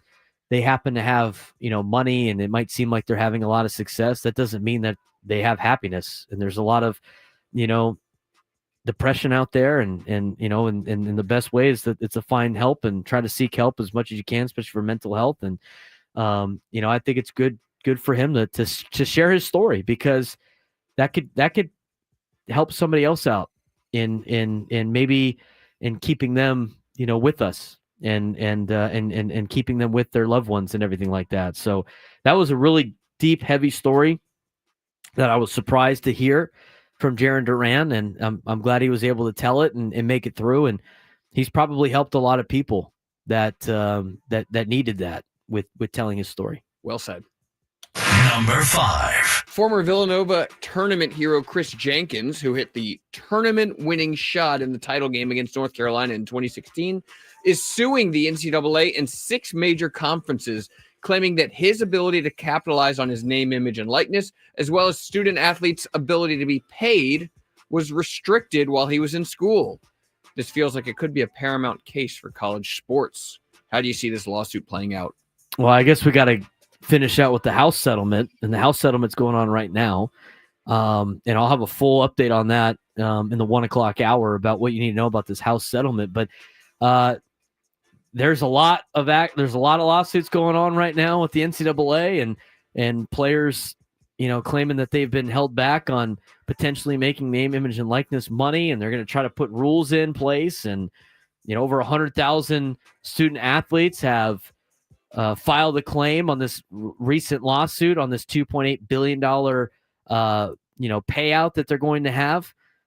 So I don't know. I think they got to solidify this House case, and this House settlement does not account for Title IX, and it does not account for NIL side. And there's a lot of this is going to get even more messy. So until the House settlement goes through, which should be within the week, in the next couple weeks, can't really make too much of a outcome on that particular instance. Adam, thanks again for the sports thread. Always a good time talking other sports. When we come back, we'll talk about the National League West being the best in baseball. What's the summer we should expect with the Padres being in the best division? And we'll continue to talk about the bottom of the Padres batting order. Braden Surprenant Show, saying it's on Sports Station 97.3 The Fan.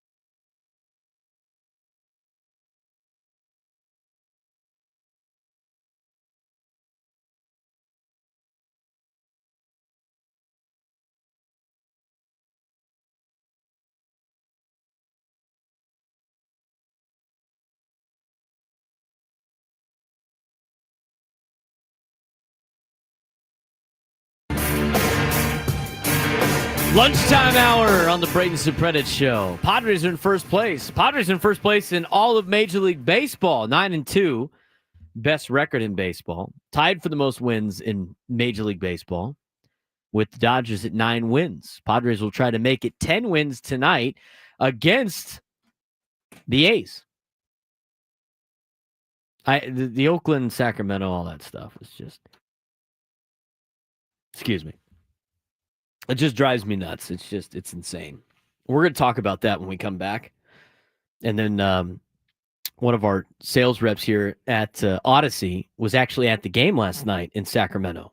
He's going to give us the full lowdown on what it's like attending a game at a minor league park. By the way, I mean, this is going to be a situation for the A's for a while. They haven't even started really building their stadium in Vegas. That's still relatively up in the air. They're not expecting that thing to be done for a long period of time, which means they're going to be in Sacramento for like 2 to 3 years. And they want to not be called the Sacramento A's. Just call us the A's. They had 9,000 people at their game last night. How do you value that, by the way? Like, when you look at the attendance for the Athletics, are you looking at like percentage of capacity? Are you looking at total attendance? Like, would you consider selling out like 80% of the stadium as a success when the stadium doesn't seat a lot of people? Like, what? Like, really? Like, is that a success? How many they hold? Like, I gotta look. How many people they hold at Sutter Health Park in Sacramento? Their capacity, including lawn and standing room, is 14,000. Last night they had 9,500 people at the game. So that's what is that? 9,500. About 70%, 67%, 70% of the stadium. Like, is that a success for the A's? When you're only filling about 70% capacity. That's announced attendance, too. That's not necessarily how many people were actually at the game. I understand that if it's in the whole deal, right? You know, like, you don't really care who the fans are. If you're the business, you just need butts and seats. And most of the crowd last night was Padres fans. But, like, how willing are you to root for Sacramento? If you're from Sacramento and you're being used by the A's, who don't want to be associated with you whatsoever, they don't want to be called the Sacramento A's. Just call us the A's. Do you go support the team while you're there? If an NFL team moved to San Diego for 2 to 3 years, but we're never going to stay, and they refuse to be called the San Diego whatever, would you, like, support the team? I don't know if I would or not. Like, it's a very interesting question. Like, I would love to have the NFL back in San Diego, 100%. Like, no questions asked. Whatever needs to be done. I'd love to have the NFL back in San Diego. I'd love to have the NBA here or the NHL. I mean, any major team, sports league in San Diego, I would love to have. But are you becoming the fan of the team? And again, we're not talking about, there could be A's fans that live in Sacramento. That's a little bit of a different story. We're talking about people that are born and raised from Sacramento that are like me, right? I support the teams in San Diego because I'm from here. That's why I'm a Padres fan. That's why I grew up a Chargers fan before they left. That's why when they left, I was like, don't let the door hit you on the way out. I like the goals, the local colleges. I support all of them. So the question is, if, just to make it a little comparable, Sacramento is a city that has the Kings, right? Sacramento Kings, but it's a one sport town. They're renting a team for a couple of years, and they don't want to be associated with your city name whatsoever. Don't call us the Sacramento A's. We just want to be known as the A's, the Athletics, because we're going to a better place. We're going to Vegas. We're not going to stay in Sacramento. We're going to Vegas. Do you support that team? How much of this is a success for the A's? I think it's a very interesting topic of discussion. Like, I'm trying to think if I would support, let's just say, Houston, the Texans right now are having a stadium issue. The Jags have always had a stadium issue. So when you come from some of those teams that are dealing with stadium issues that are looking to potentially move down the road, if you had the Texans for like 2 to 3 years, would you become a diehard Texans fan? If you're like, no, we can't call us the San Diego Texans. We're just the Texans. I don't know if I'd jump on the bandwagon. That might be the story of the A's season, like midway through the year when it comes to tickets. It's just going to be overpowered by opposing fans in this stadium that only seats 14,000 people. I mean, you should be selling that out every night. 14,000 for a major league game in general is embarrassing. I think most of the times when the Marlins announce their attendance, if it's anything under 20,000, it's laughable. I mean, you got to under 10,000 a couple of times last year in Miami. You're laughing at them. But you see the stadium, and it's like 70% full last night at Sutter Health Ballpark. And people are like, see, look, it's not that bad. It's like, it's 9,500 people at a Major League Baseball game. That's embarrassing. That's embarrassing. A's are an embarrassment to Major League Baseball with the situation they have up there in Oakland and Sacramento. And sure, like, I guess for the fan experience is great, but you got the clubhouse behind the outfield. You have to walk back to the clubhouse, and if any of the players need to go to the bathroom during the game, they have to go out in the outfield and go to the clubhouse, which is beyond the outfield fence. You're going to do this for multiple seasons? I'm sure the viewing experience there is great. We're going to talk to George about that in the 1 o'clock hour. But that doesn't mean it's like okay to have Major League Baseball players call that their home for 2 to 3 years, or to have Major League teams roll in there and have to play. And it hasn't even gotten hot yet in Sacramento. Just wait for when it gets hot, how miserable it's going to be at that place. I'm watching on TV last night, and I'm looking, it looks so minor league. It didn't even look like a real MLB game. It looked like the Padres were playing one of those exhibition games somewhere else. That 2-game series in like Mexico City or something like that. You look at the Rays situation in Tampa, theirs is a little bit different. Theirs was a natural disaster that caused them to have to go play in a minor league park.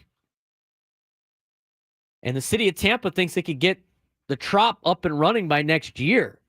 It might only have to be a season for the Rays. The Athletics have to be there for a couple of seasons. And they go in there and they already insult the hometown crowd and be like, yeah, well, we don't want to be associated with your city. We're not putting Sacramento on our stuff. I don't know. I don't know if I would support them if I was from Sacramento. Just be like, okay. I'd go watch the games, I guess. I guess that would be supporting in some kind of capacity. I think it'd be cool to watch an MLB game in that stadium, but like I wouldn't be like an A's fan. I don't know how Major League Baseball expects to handle that situation. I don't know how this is going to work out for them. How this is not like a glaring black eye to Major League Baseball. I mean, 9,500 people last night. I would imagine 60% of the 60% of the capacity was Padres fans last night. It looked like it on TV. It sounded like it on the radio. When Tatis hit that bomb to left. Just an interesting dynamic over there. I mean, I guess they started to pay some money on some players. I don't think the team is utterly that bad, but I mean, you finally make it to the big leagues, and the big league team you're on is playing in a minor league ballpark. It just looks way different. We'll get the full report from George in the 1 o'clock hour. Padres are in the best division in baseball right now with the starts that the Dodgers and the Giants have had. It's been a pretty great start for a lot of teams in the West Coast, and we're not even talking about the Diamondbacks yet. who are expected to have a really good year. They sit at 5-6 on the season. They're going to be a lot better. But you look at the teams from California: Padres 9-2, Giants 8-2, Dodgers 9-3. Angels off to a good start in the AL West at 6-3. California baseball is thriving, with the exception of the A's, who are playing in a minor league ballpark. We include the Diamondbacks in the NL West. This is probably the best division in baseball. I don't think there was too much question about that going into the season. I think the Giants are playing out of their mind right now. I mean, I'm not super afraid of Wilmer Flores, but we'll see how much longer they can keep that up. An 8-2 start to the year in the first 10 games is great. Wonder what their strength of schedule is. Those Dodger fans are all worried about that now all of a sudden. But if this continues, let's say it's not just fool's gold. Let's say that 4 of the best teams in the National League come from the National League West. What are we in store for this summer? I don't know the last time the National League West was the best division in baseball. We'll try to answer that question when we come back on the Braden Surprenant Show on San Diego's #1 sports station, 97.3 The Fan.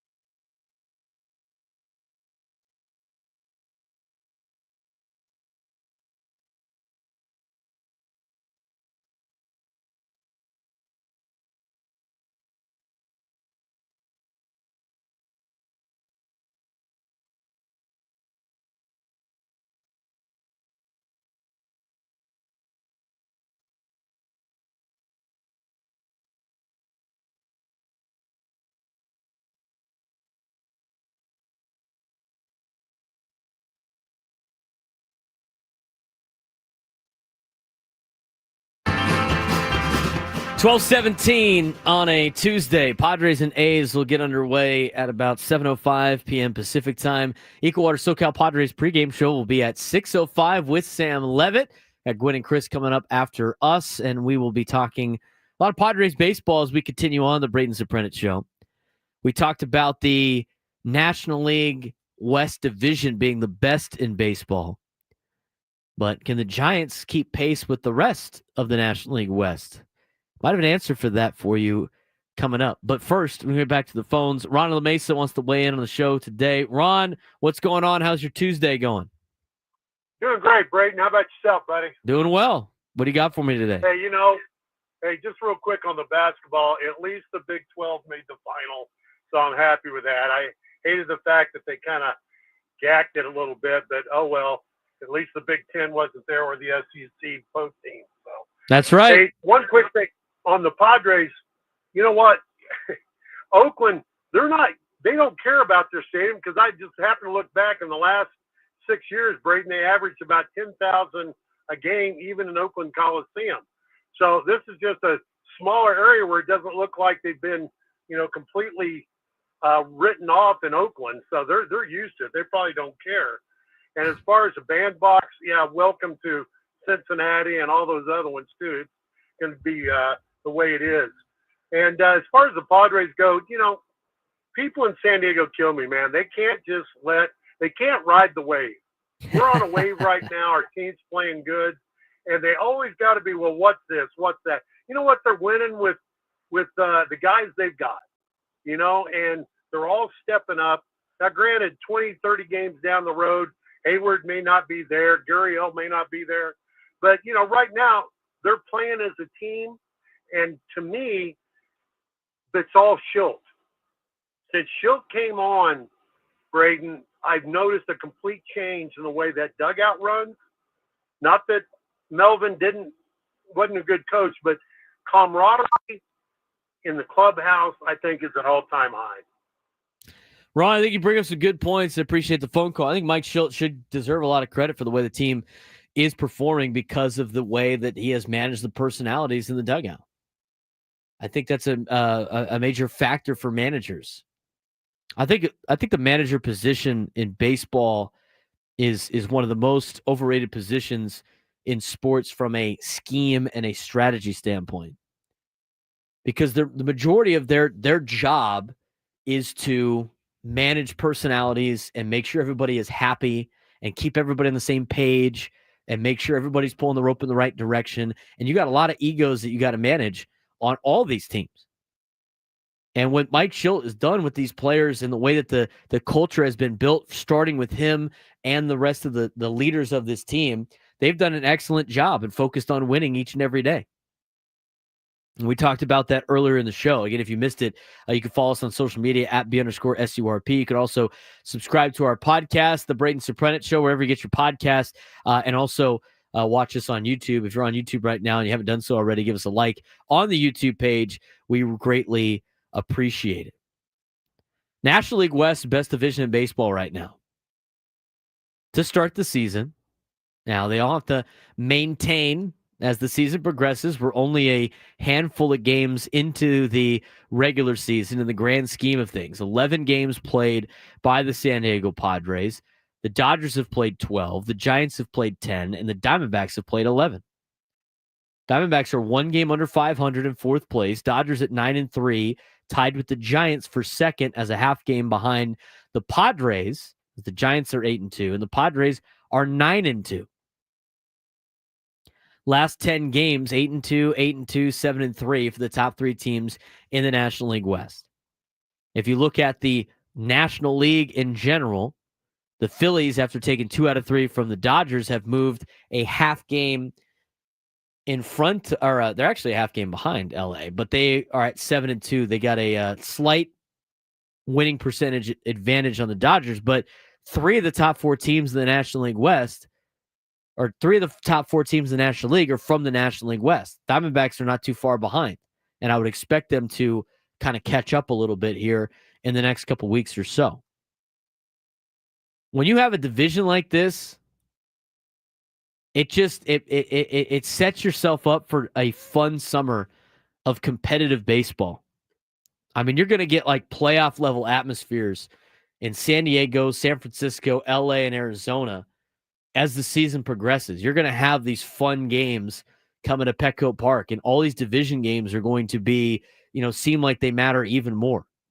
I mean, the baseball world is going to be focused on the National League West. I think it's great for the Padres. I think it's great for the NL West. I think it's great for West Coast baseball that, for the first time in a long time, it's not one of the divisions in the East. I think on paper, a lot of people thought the National League East was going to be a gauntlet of a division. Right now, it's been okay.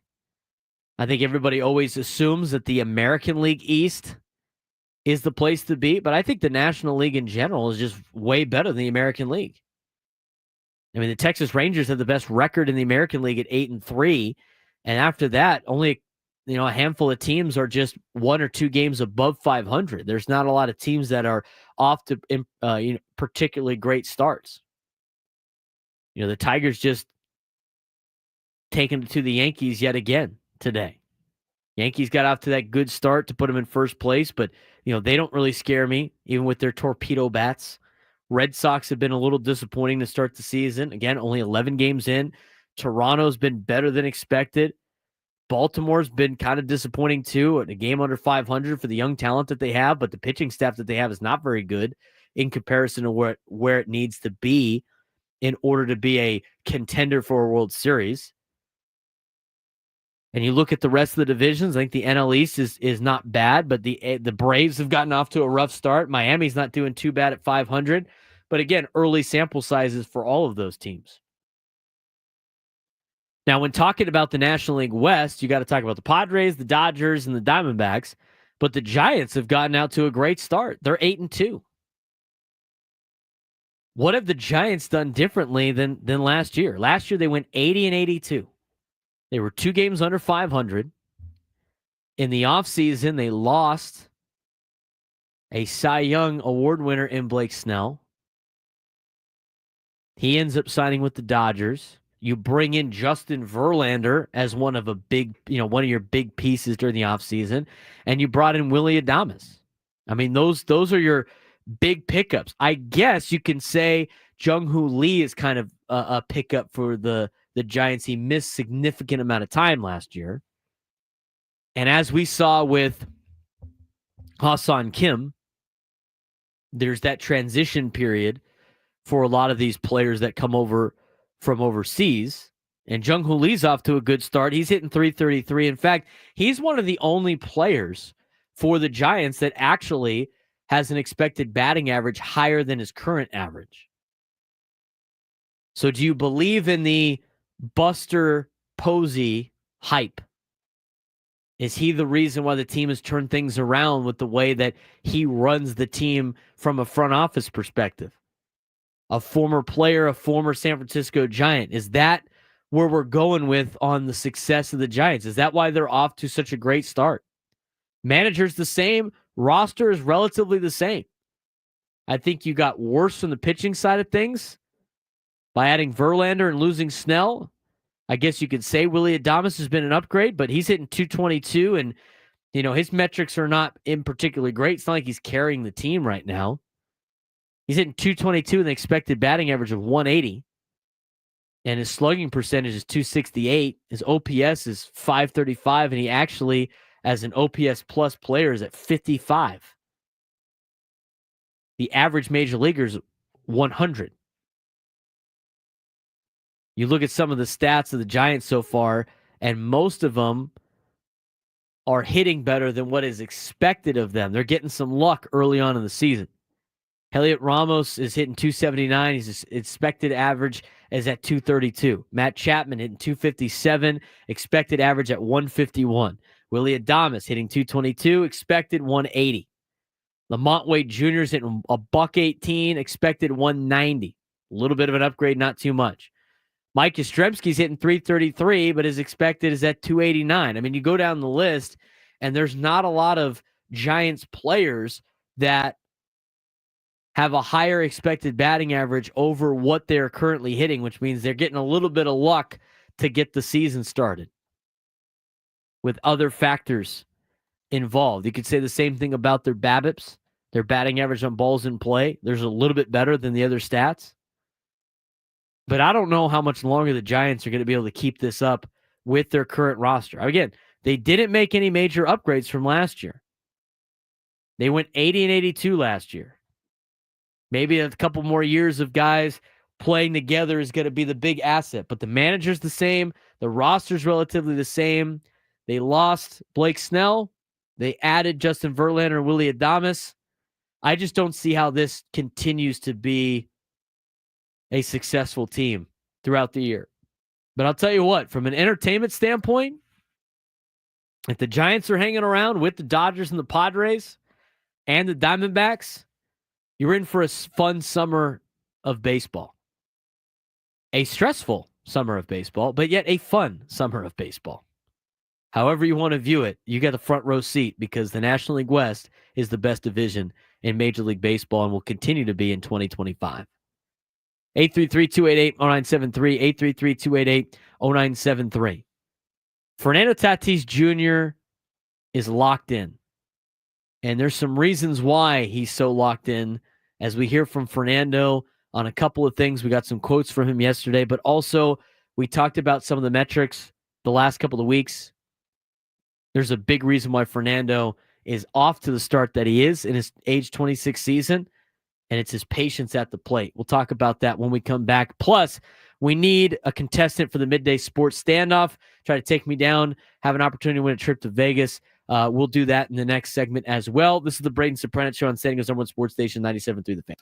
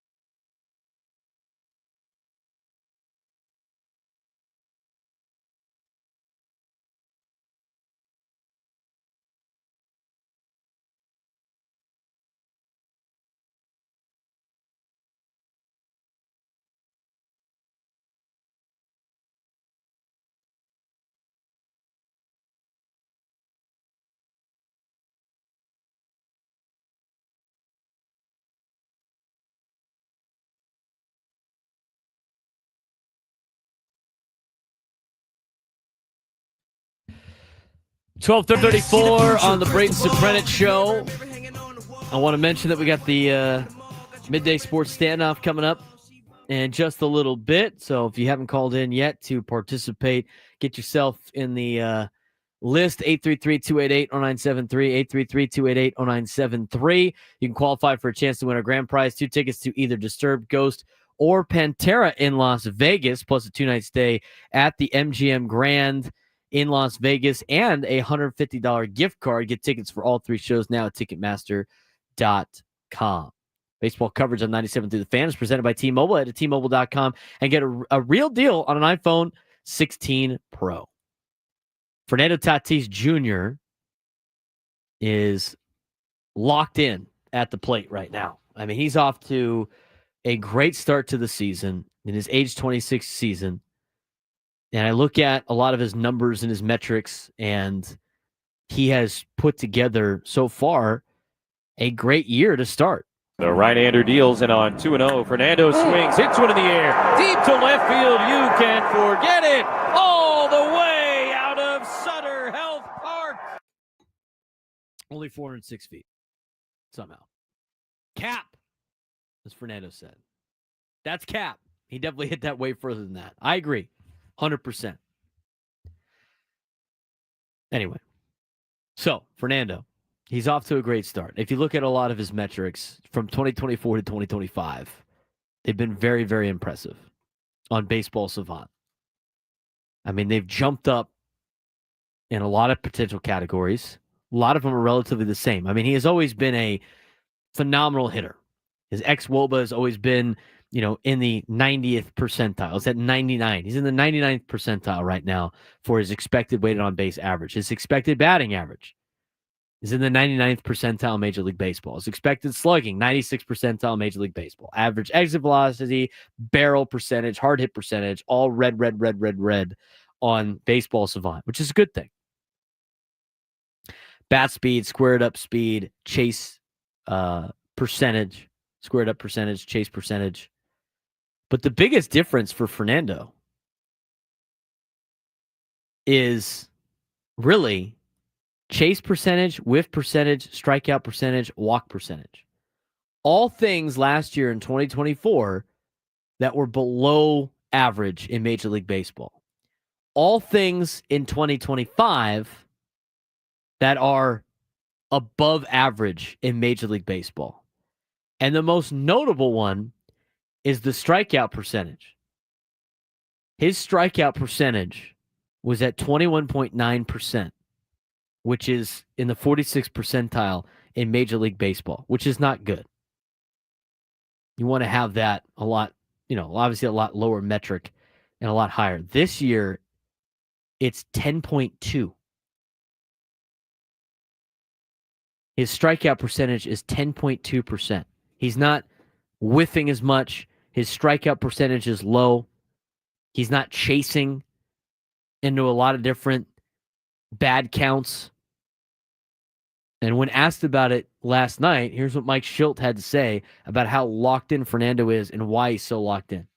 Does it look like Fernando's pretty locked in? I mean, obviously the home run, but even on kind of his outs, he's taking the ball hard. Yeah, you know what? I just like the fact that he's getting his pitches. He's using the whole field, not doing too much. He's taking his walks. If Fernando Tatís, takes his walks and manages the strike zone like he's doing now, it's you're going to continue to see what you're seeing now. And that's elite offensive capability. First at bat, drives the ball to right, bullet to left, and then stayed on it and drove through one that was hit pretty darn good. Big swing. If Fernando Tatís takes his walks and manages the strike zone like he's doing now, you're going to continue to see what you're seeing now. And that's the elite offensive capability. It is elite. His age 26 season, he's off to his, one of his best starts that he has put together as a big leaguer. He's hitting .381 in the year with a .449 on base percentage, a .548 slug, a .997 OPS. He's got the 2 bombs, 5 stolen bases. He's 16 for 42, and he's scored 10 runs.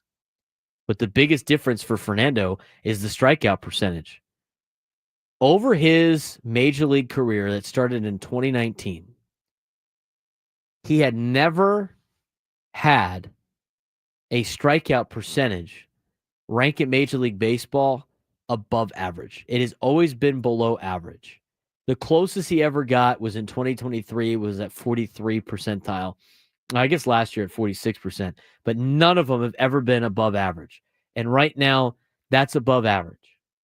And you look at Fernando, and a lot of big reasons for why people didn't want to see him in the leadoff spot, aside from solo home runs, which has no impact on the game, aside from just the leadoff at bat of the game, because you don't know what the situations are going to be, was, well, he doesn't walk a lot and he strikes out a lot. You can't have as the leadoff guy.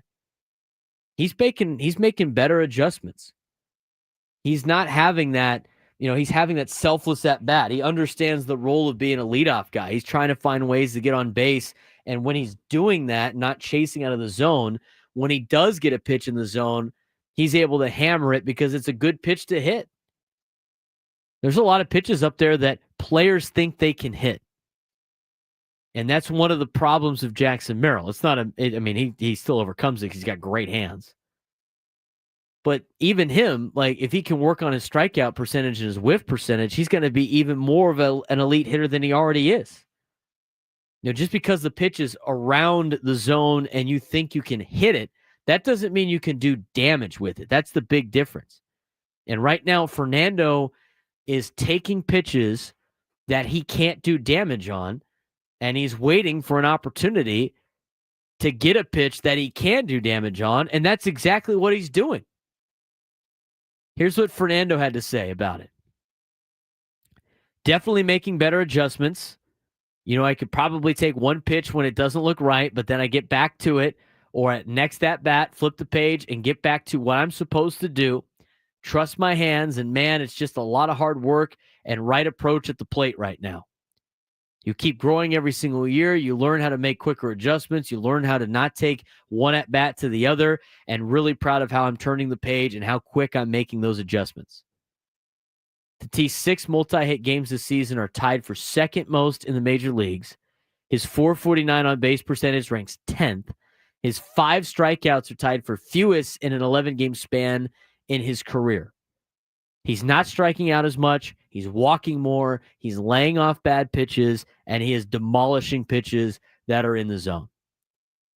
This is why Fernando Tatís Jr. is locked in. This is why Fernando is off to a start that could be an MVP level start. We haven't even gotten to this subject yet. Maybe we can get to it tomorrow if we don't have time later on in the show, because we'll get to Brett Siegel at 1:30. We're going to talk with George Sandoval a little bit in the 1 o'clock hour about his trip to Sacramento last night. And then I'll get you update on the House settlement this week for the NCAA, plus kind of reload on Padres' bottom half of the order. So we still got a lot to get to on the Braden Surprenant show, but the Padres have 2 players listed on this list that Major League Baseball put together, MLB.com, Andrew Simon and Manny Renhawa, about the MVP awards, and 11 players putting up early MVP-type numbers. Padres have 2 players on this list, Jackson Merrill and Fernando Tatís Jr. And in the National League, out of the players that are on this list, it's going to come down to those 2 particular players right now, this early in the season.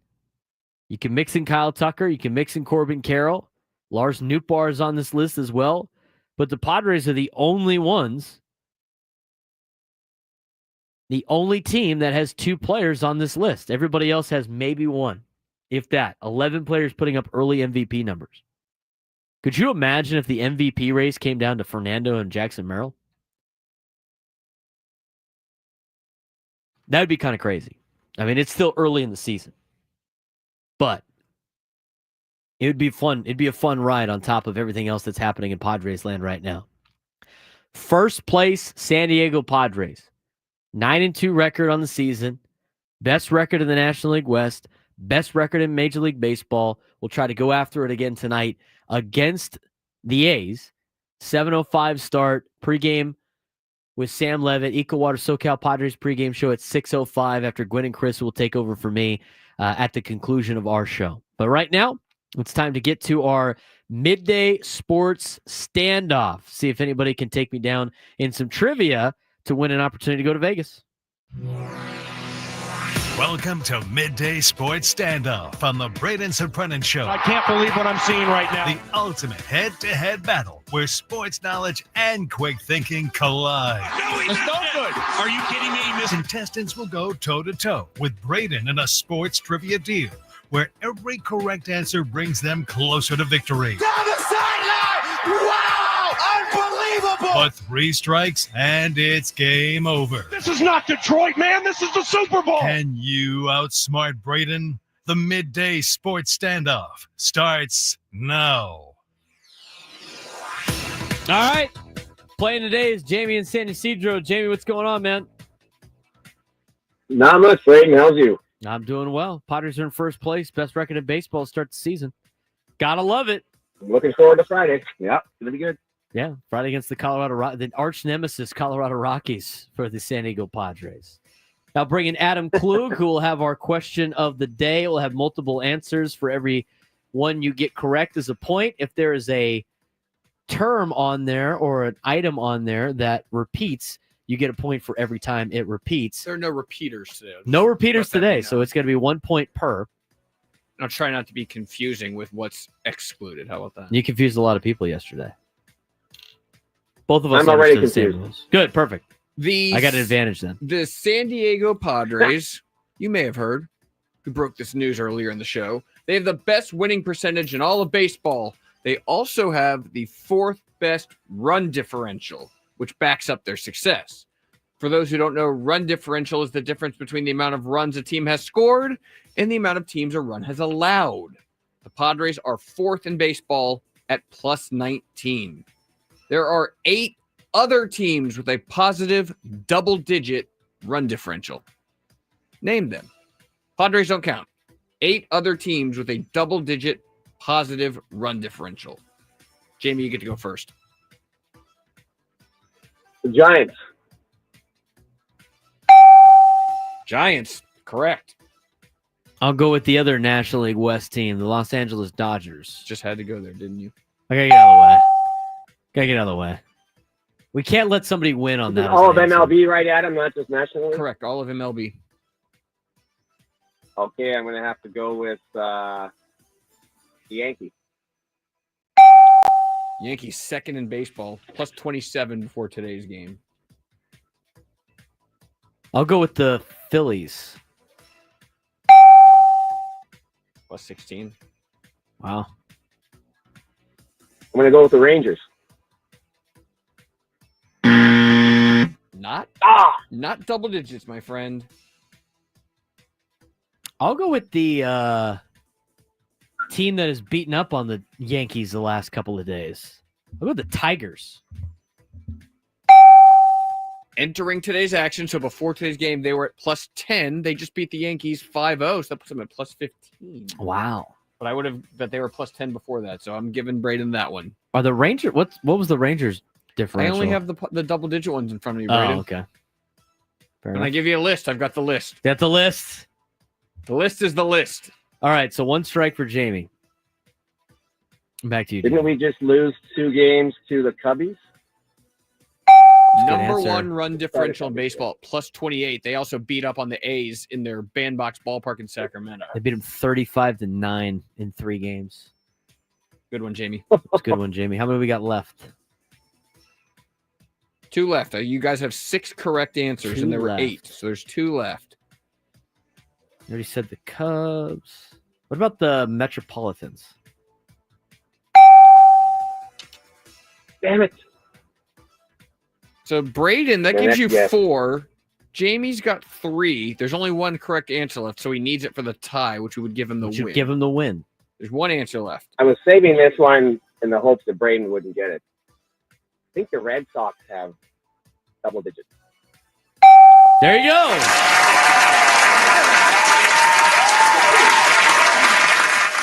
With a 4-4 tie, we will give Jamie the dub. Jamie gets the dub on the tie.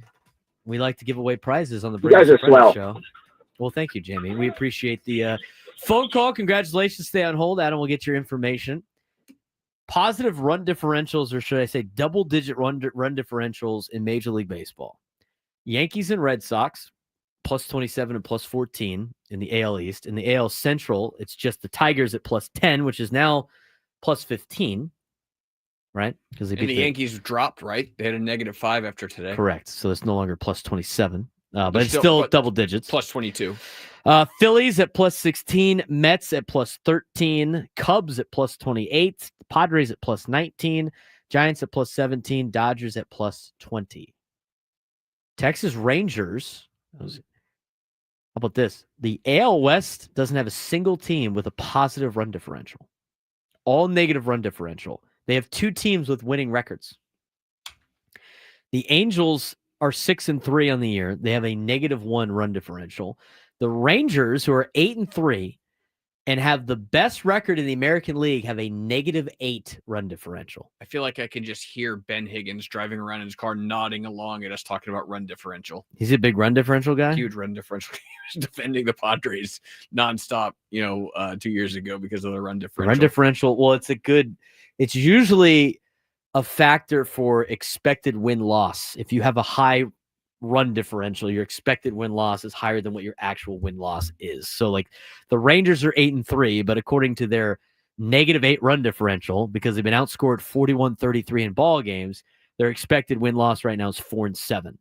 So they're playing above what their expected is right now. As for the Padres, at 8-2 plus 19, they're actually playing above their expected run differential. They're expected to be 8-3 with a run differential of plus 19. Run differential is crazy. It's funny you brought this up. This happened in the Wednesday softball league I play in. There's one team out there that just dominates everybody else. They went 12-0 for the second consecutive year. And they outscored teams 200-80 in softball. Insane. Everybody else's run differential was negative, with the exception of theirs. Maybe the team's too good for the league. Move them somewhere else. It's out there shagging. That's like if you're that team in you just tell the guys in the handshake line, "Hey, thanks for shagging. Appreciate it." That's basically what I basically paid $70 to play in that Wednesday league to shag for a team at 9 and 10 o'clock at night. Needless to say, I don't necessarily know if I want to play in that league again. It's not fun. Not fun, just out there shagging. I would only get like 2 at-bats, too. 833-288-0973, 833-288-0973. Another big congratulations to Jamie and San Diego with the big tie. Tie goes to the contestant on the Braden Surprenant show. We like giving away prizes here.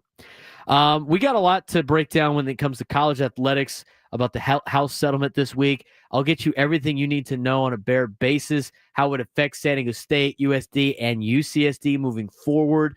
There's a lot of big decisions that are coming down in the next couple of weeks that all of the athletic departments here in town are paying attention to, because it involves roster sizes, it involves scholarships, it involves transfer portal and everything like that, as they try to corral a little bit of the wild, wild west in college athletics. What it does not include is NIL and how they want to deal with third parties. It does not include Title IX, which might be a major issue moving forward on another potential lawsuit. And so there's a lot that's being solidified in the next couple of weeks in a court case in Oakland. It's called the House settlement. It's House versus the NCAA.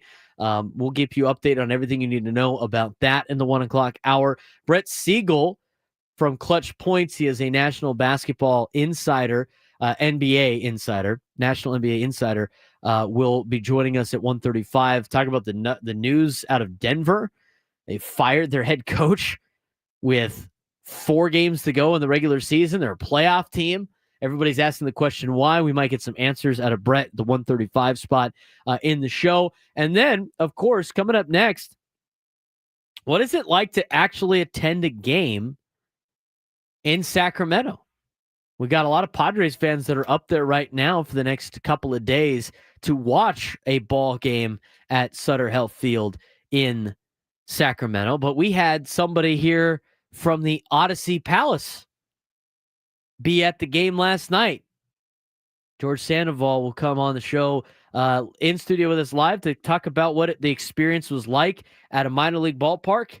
It's probably a lot better for the fans than it is for the players. We'll discuss That and much more as we continue on the Braden Surprenant Show as we roll into the final hour on 97.3 The Fan. What's it like attending the game in Sacramento? It's going to be there. They're going to be there a little bit of time. You might be able to get it the next time through if you're a Padres fan. So we'll discuss that when we come back on the Braden Surprenant Show on San Diego Sports Station, 97.3 The Fan.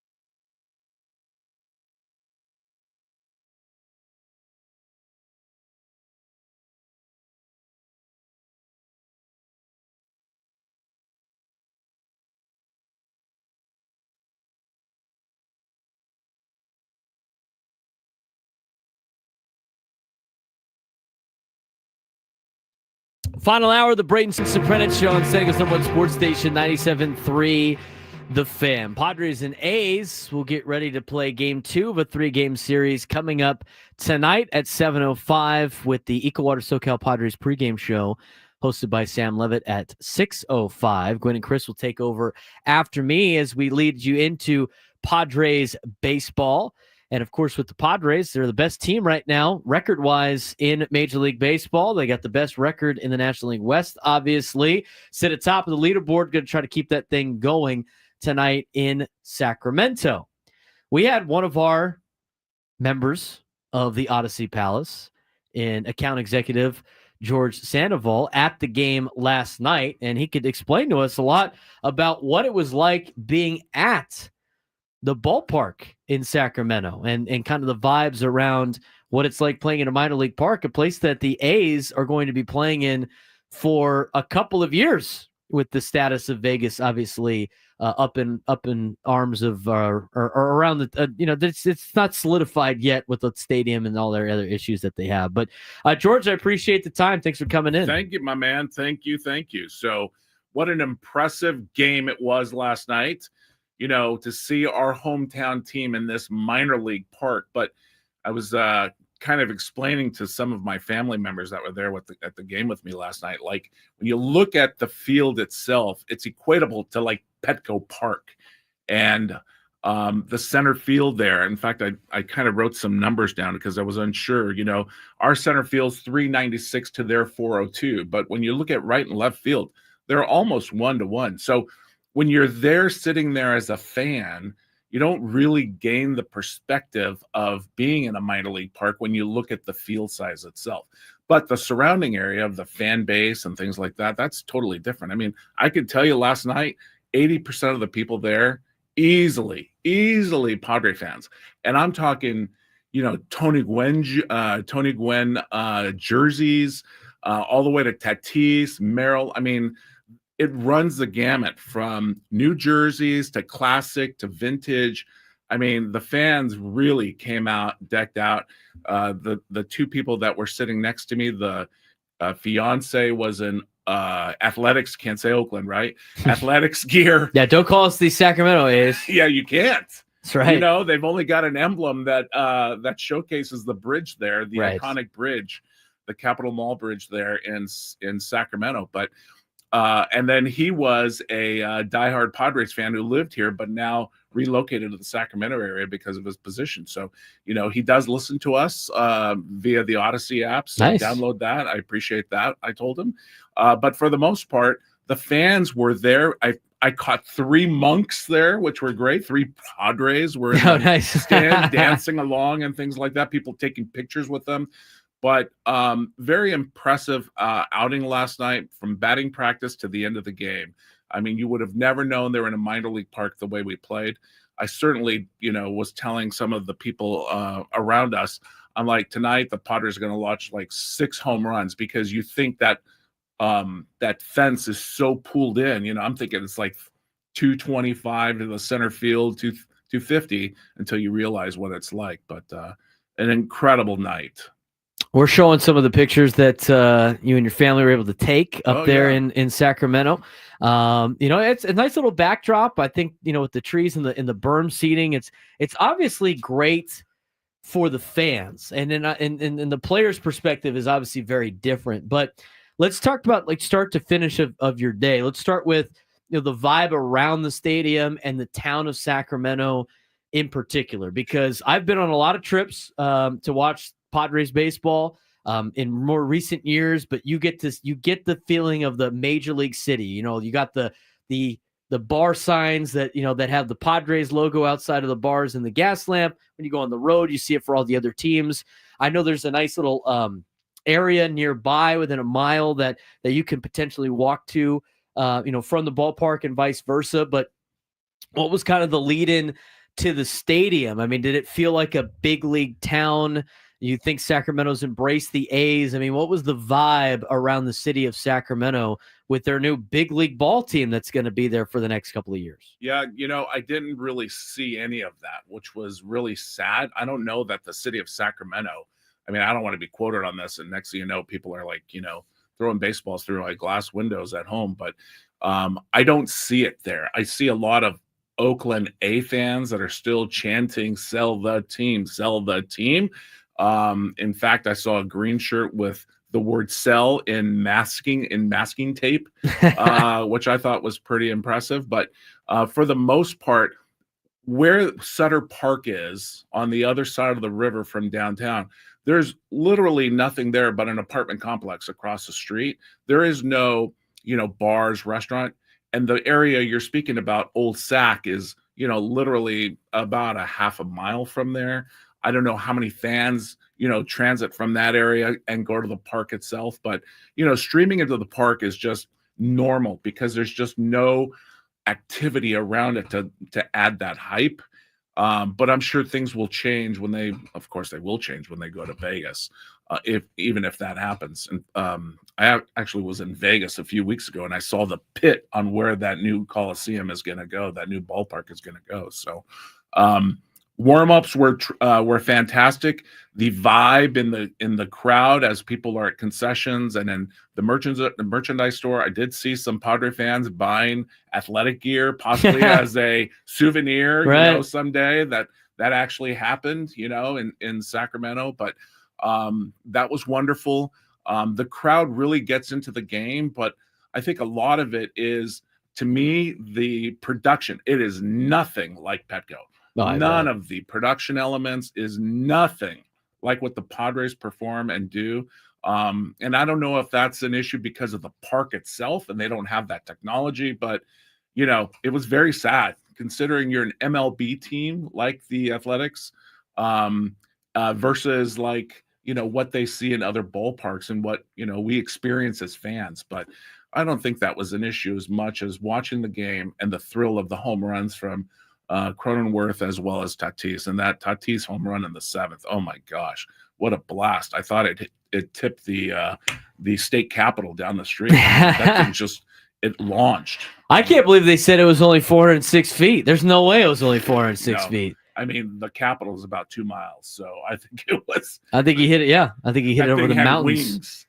Uncle Rico over there hitting back in my day, throw the ball over the mountains. We're with the Odyssey San Diego account executive George Sandoval, who was at the Padres A's game last night in Sacramento, kind of giving us the lowdown of Major League Baseball in a minor league park. And obviously the Rays are dealing with that right now in Tampa. A little bit of a different situation because of the hurricane that ripped through the Tampa area. So the Yankees have allowed them to use their spring training facility. And, that's built like Yankee Stadium to give the Yankees, obviously some reps before they go and play in New York. But in this particular case, I mean, and it hasn't gotten hot yet in Sacramento. It does get hot up there in Sacktown. But in terms of like the viewing experience for a fan, it's obviously, and you get all those terms that they had with when the Chargers moved to StubHub, right? Sure. And Dignity Health Sports, like, oh, it's intimate, it's great. It's like all the same stuff that you're a sales guy, a real estate person would say when the house is small.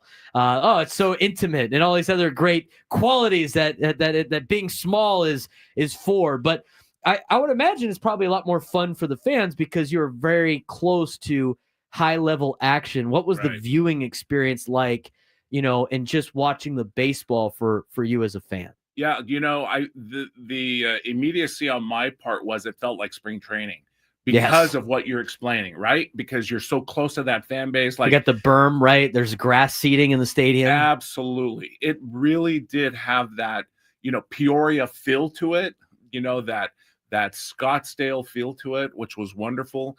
I think the biggest benefit is the fans do get an upfront close. Like, there was nothing wrong. Every seat's a great seat in that place. Oh, I bet. The suites kind of look makeshift, I gotta say, but for the most part, everything on the field level is wonderful. There is no secondary or third tertiary level at that park, with 13,000 seats, but every seat's is a great seat. That's what I truly enjoyed about it.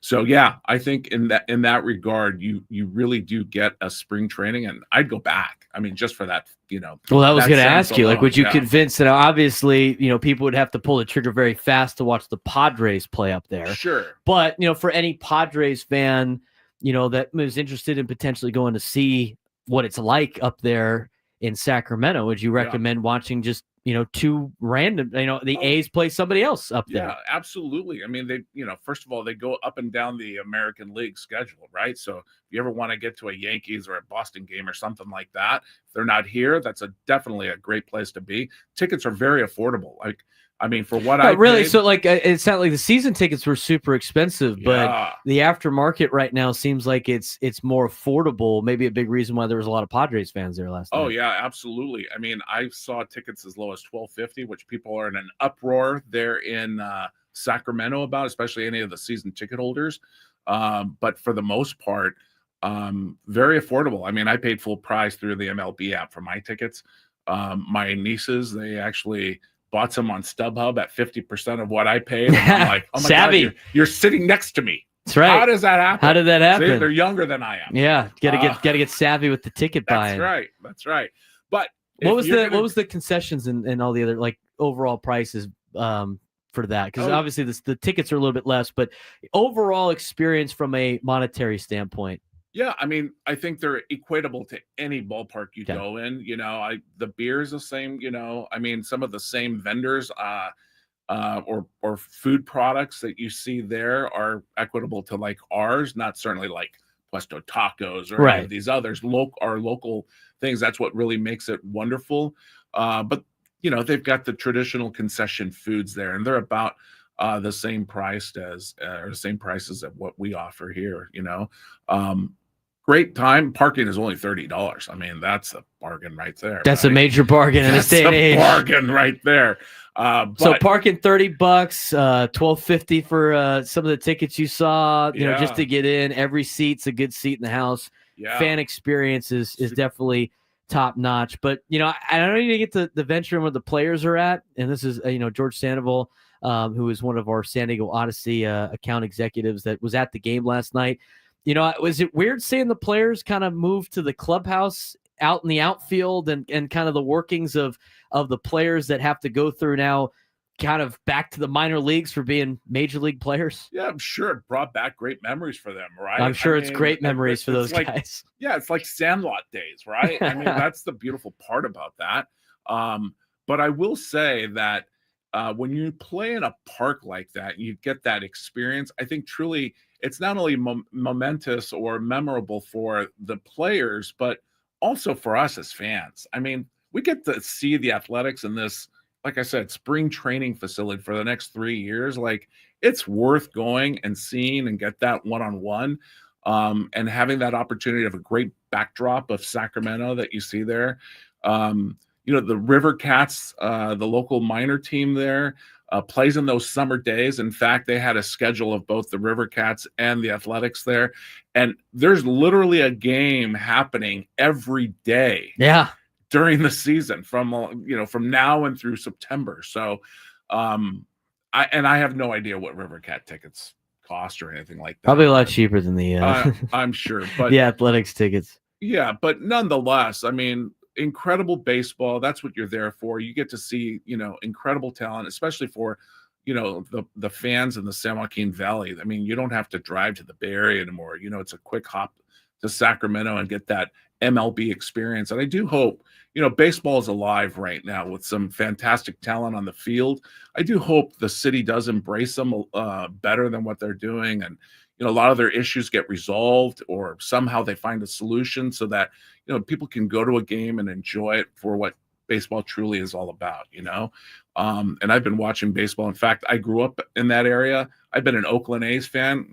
I know I've been an Oakland A's fan, but, since I was a kid, and I've seen some of the best talent go through there in green and gold. And, it's why I love doing what I do today and why I'm with the, Padres radio network is because of that love and that thrill as a child and, moving up as a young adult. And here I am today experiencing it with my dad and my family. And, I think that's what baseball is all about, Another city that is able to experience baseball. Well, George, I appreciate you taking the time. Thank it was, man. Really wanted to know what it was like, in person up there. I think from a fan perspective, you couldn't ask for anything better. But, No. Obviously the players, it's a little bit different. They got to make some tweaks happen. But, George, thanks for joining us today. Thank you very much for your time. I appreciate it. George Sandoval, one of our account executives here at Odyssey San Diego, giving us the full lowdown on the games in Sacramento. When we come back, we will discuss a lot to do with the House settlements in the NCAA. We'll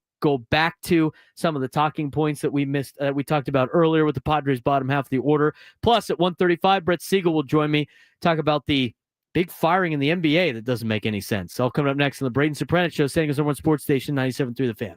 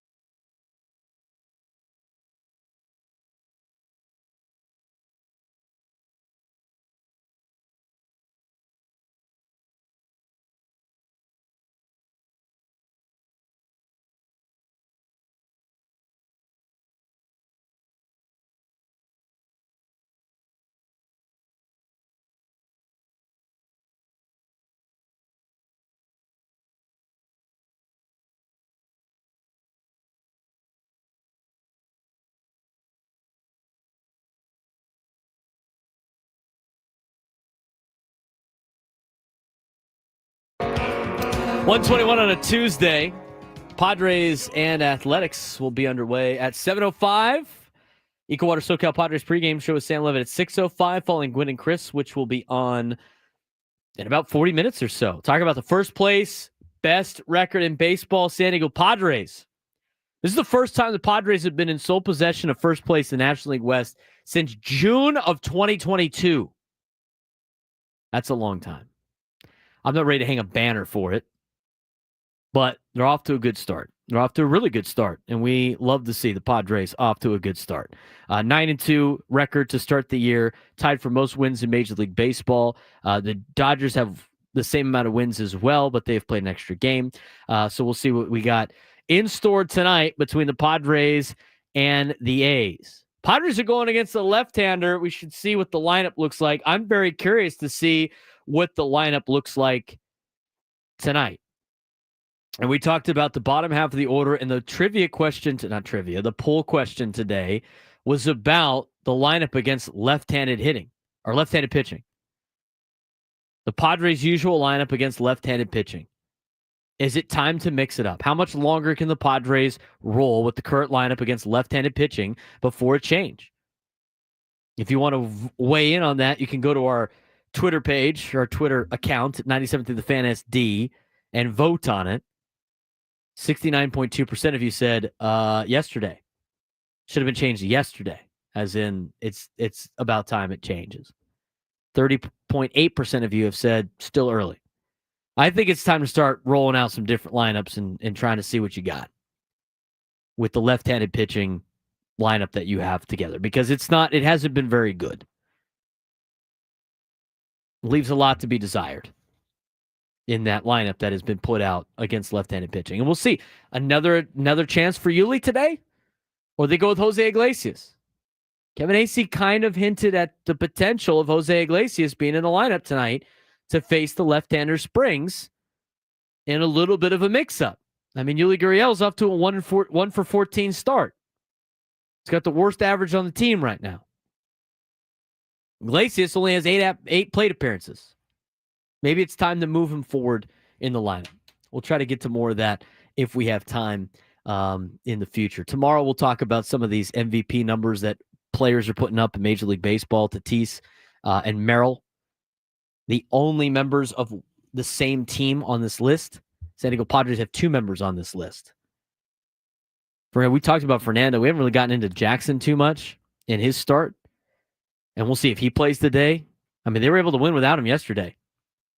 But they have put together some good starts to the season. It's a big reason why the Padres are off to such a great start to the year.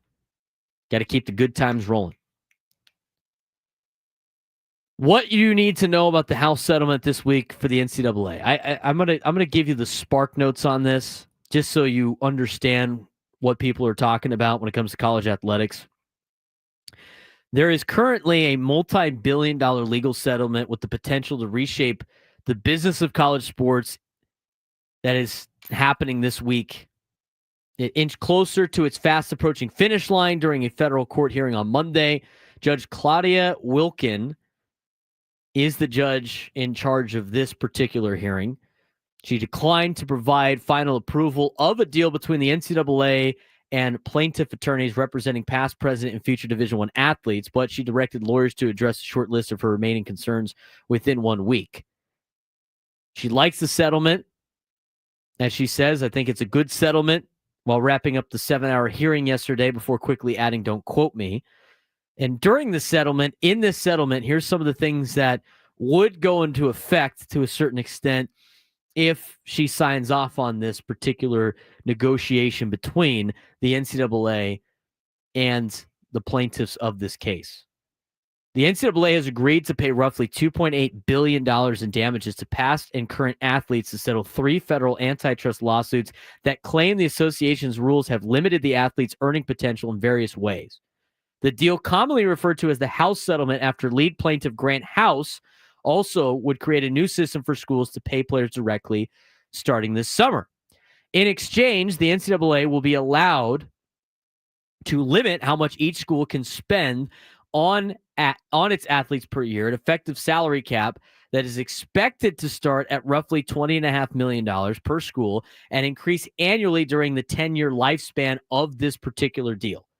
The deal also gives the industry's most powerful conferences an increased ability to police name, image, and likeness deals between athletes and boosters, which is intended to keep teams from using their boosters to circumvent that $20.5 million gap.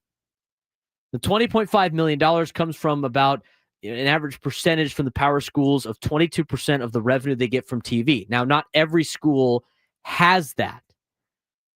Kirk Kenney had an article about this in the paper yesterday, in particularly involving an interview with San Diego State Athletic Director John David Wicker.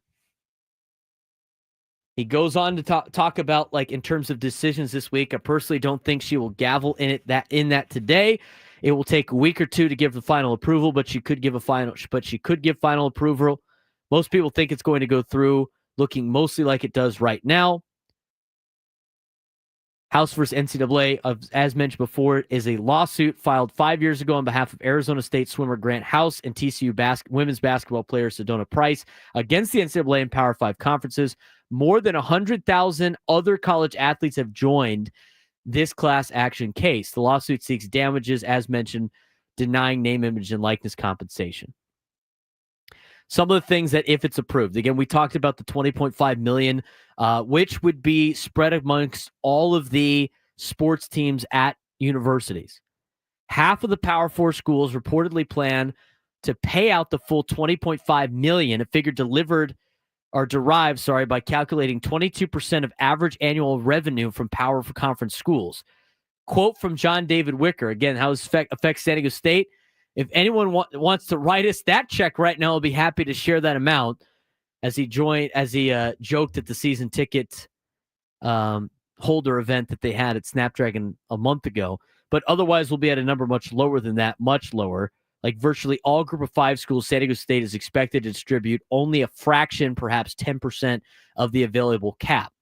Schools have been modeling how the money will be distributed, with some contemplating giving 75% to football, 20% to men's and women's basketball, and 5% of what they can share to all of the schools' other sports. The good thing for San Diego State, as mentioned by their athletic director and John David Wicker, is we're going to be able to take contributions to the athletic department to help us with our revenue sharing in addition to scholarship checks, and all of that is good for us to keep us competitive. Not only that, what also this potential case does, if it's agreed upon, which it sounds like it will, it's just a matter of time, roster limits and full scholarships. So all the sports that currently are splitting scholarships to counteract for Title IX, every sport now would be able to give away full scholarships and not any half scholarships. It would eliminate walk-ons, and it would limit roster sizes, so more of the athletes will get spread amongst all the other schools at the Division I level. So not, Alabama can't hog and hold all of the players on their football team, because before they didn't really have roster limits. So with all of that being considered this week, the primary focus obviously is on San Diego State, USD, and UCSD in town. At least what it does is it creates more opportunities for these other schools to be competitive, but it does eliminate a lot of roster spots for kids and opportunities for kids in other sports, because a lot of these schools, I've already mentioned, they're going to start eliminating sports and just go to the limited, the minimum amount that the NCAA requires in order to be affiliated with the NCAA. There's still a lot to be unpacked with this. It sounds like it's going through. The good news for college athletic fans is it should harness and control a little bit of what has been the wild, wild west in college athletics. It's not going to be foolproof, but it's a very interesting topic that we will address later on in the week. And as this develops, how it affects San Diego State, USD, and UCSD. But what you need to know is they're going to come to an agreement very shortly. It's going to back pay athletes on NIL missed opportunities in a class action lawsuit. It's going to allow schools to revenue share from their TV contracts. It's going to limit roster sizes in all sports, and it's going to make everybody that plays on a college sport full scholarship recipient if the school elects to do so. So that's what you need to know about what's going on in the college athletic world. What do you need to know about the latest insane firing in the NBA? Brett Siegel will join us next to talk about what the Nuggets are doing and what the NBA is shaping out to be as we have a couple of games left before the postseason starts. That will wrap up our show before we get you to Gwen and Chris on San Diego's #1 sports station, 97.3 The Fan.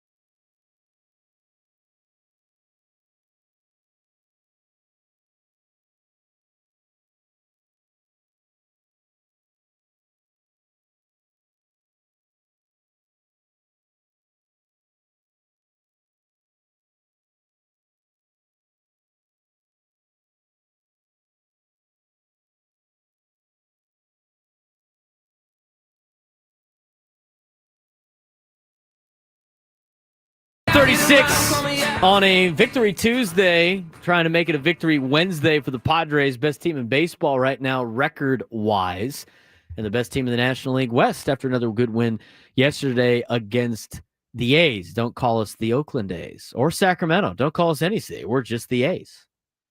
We'll talk more about that hopefully coming up tomorrow on a Padres victory. Gwen and Chris will be on after me.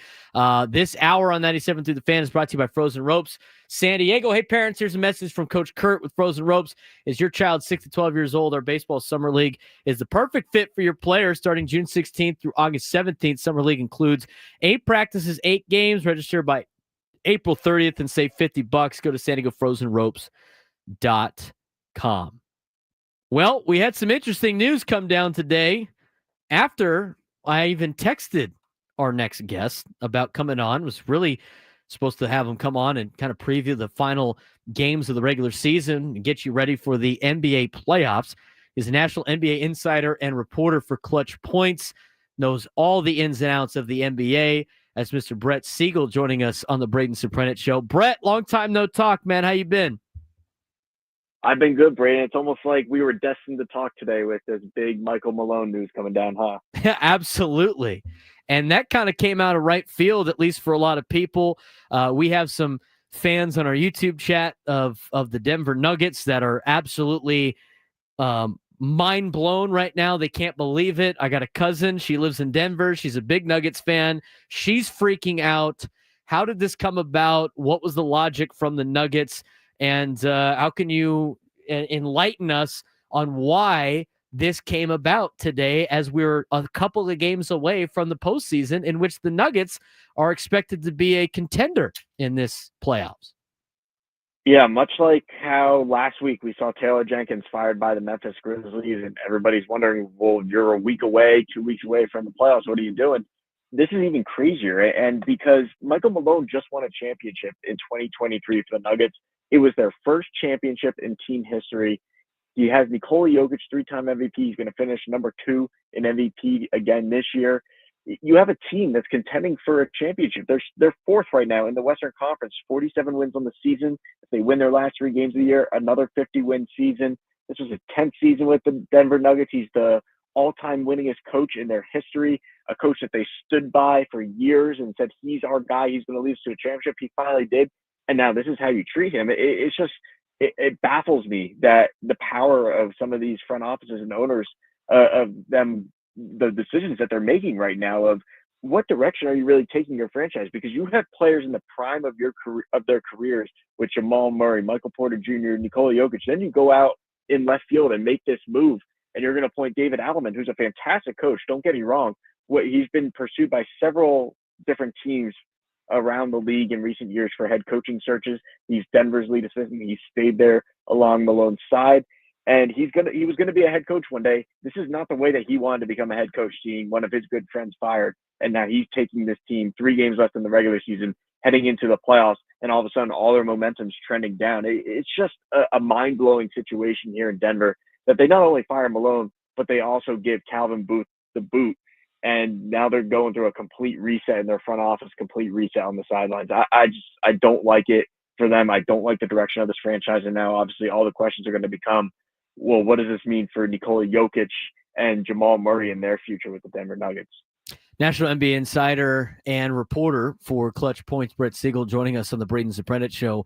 Obviously, with some huge news out of the NBA as we get you ready for the postseason. As everybody chases down the finals, Denver expected to be, kind of a 4 or 5 seed in the Western Conference and competing for a championship with one of the best players in the leagues in Jokic, and all of a sudden they decided to part ways with the head coach and the general manager. It sounds like from around the rumor mill that there wasn't really, they weren't really seeing eye to eye on how to manage the team. GM wanted to go with a little bit more of a younger future for the window with Jokic. Obviously, Malone wants to win right now because that's what coaches want. And instead of one of them potentially getting fired, which might have been during the offseason, the ownership decides to part ways with both. How does this affect the playoffs now for the Denver Nuggets moving forward?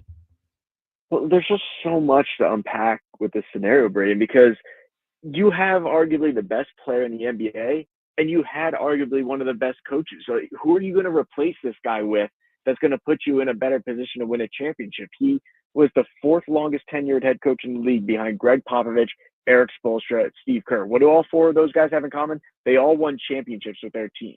So I don't understand the move, especially at this point in the season. If you're going to make it, you do it in the offseason after all the dust has settled, because firing Malone now is only going to hurt your chances of not only making the playoffs, because they are still in danger of falling into the play-in region of the standings, but it's also going to affect your chance of winning a championship. Because in my mind, Denver goes from having a solid chance and stacking up with teams in the West to now, with all this dysfunction and all the questions that are going to be asked in this dark cloud hanging over them, I don't give them any chance in the West now. I think that they've completely fallen out of the championship picture here. I think that the Golden State Warriors have leapfrogged them. I think that the Minnesota Timberwolves have leapfrogged them. And all of a sudden, we're going to have these conversations talking about the Denver Nuggets possibly being in the play-in tournament and having to fight for their spot to play either the Oklahoma City Thunder or the Houston Rockets in the first round. It's just a complete mess. And this goes back years, though, because when Tim Connolly left to go to the Minnesota Timberwolves and become their president of basketball operations, obviously he was getting paid more to be the face of Minnesota's front office.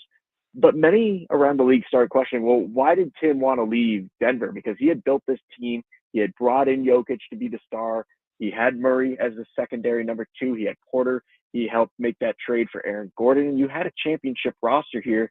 And it proved true that they won the championship in 2023. So why would he want to leave a few years ago? Well, there has been a clear kind of gap between the coaches, the front office, and ownership here in Denver. Nobody has seemed to be on the same page. And after they hired Calvin Booth to be their GM, that tension only rose. And you could see it. There were multiple reports about it. And it especially goes back to this past offseason where Michael Malone wanted the team to re-sign Kentavious Caldwell-Pope. He was a key veteran on their championship team, a key leader in that locker room, especially for a lot of the young players. And he held everybody accountable. He leaves and goes to the Orlando Magic because Calvin Booth and ownership did not want to pay the money to keep him. They didn't want to dip farther into the tax and into the second apron than they already are, which when you're coming off a championship, it's kind of a foregone conclusion that you should. We saw what the Boston Celtics did with Jason Tatum's extension and giving Jaylen Brown the most money that we had seen at the time in NBA history. So it's just a very, very uncomfortable situation in Denver. We felt that with Michael Malone, and in one of his recent press conferences, he even said that there's a disconnect in the locker room. The guys aren't listening to him. They're not watching film. And at that moment, everybody just was kind of raising eyebrows and seeing the writing on the wall, but didn't want to admit it. A week later, he is now out as the head coach of the Denver Nuggets, their championship hopes fleeing with him. And now, well, what's going to happen from here? I really don't have an answer to that. I mean, Nikola Jokic is 30 years old. He's in the prime of his career. It's crazy to say, well, is Jokic going to retire? But I don't see him playing for another franchise. So if Denver's going to move in a different direction, I don't know, man. I mean, Nikola Jokic has talked about all the time how he wants to be home in Serbia. He has all those extra excursions, we can call it, on the side with his horses in Serbia every offseason. He doesn't really pay attention to basketball in the offseason. So is this maybe the start of the end of what could be an early end of a career for Nikola Jokic? Talking with NBA insider, national NBA insider and reporter for ClutchPoints and Brett Siegel. Obviously the big news today with Malone getting canned in Denver, as well as the general manager for the Denver Nuggets, and really impacting the Western Conference.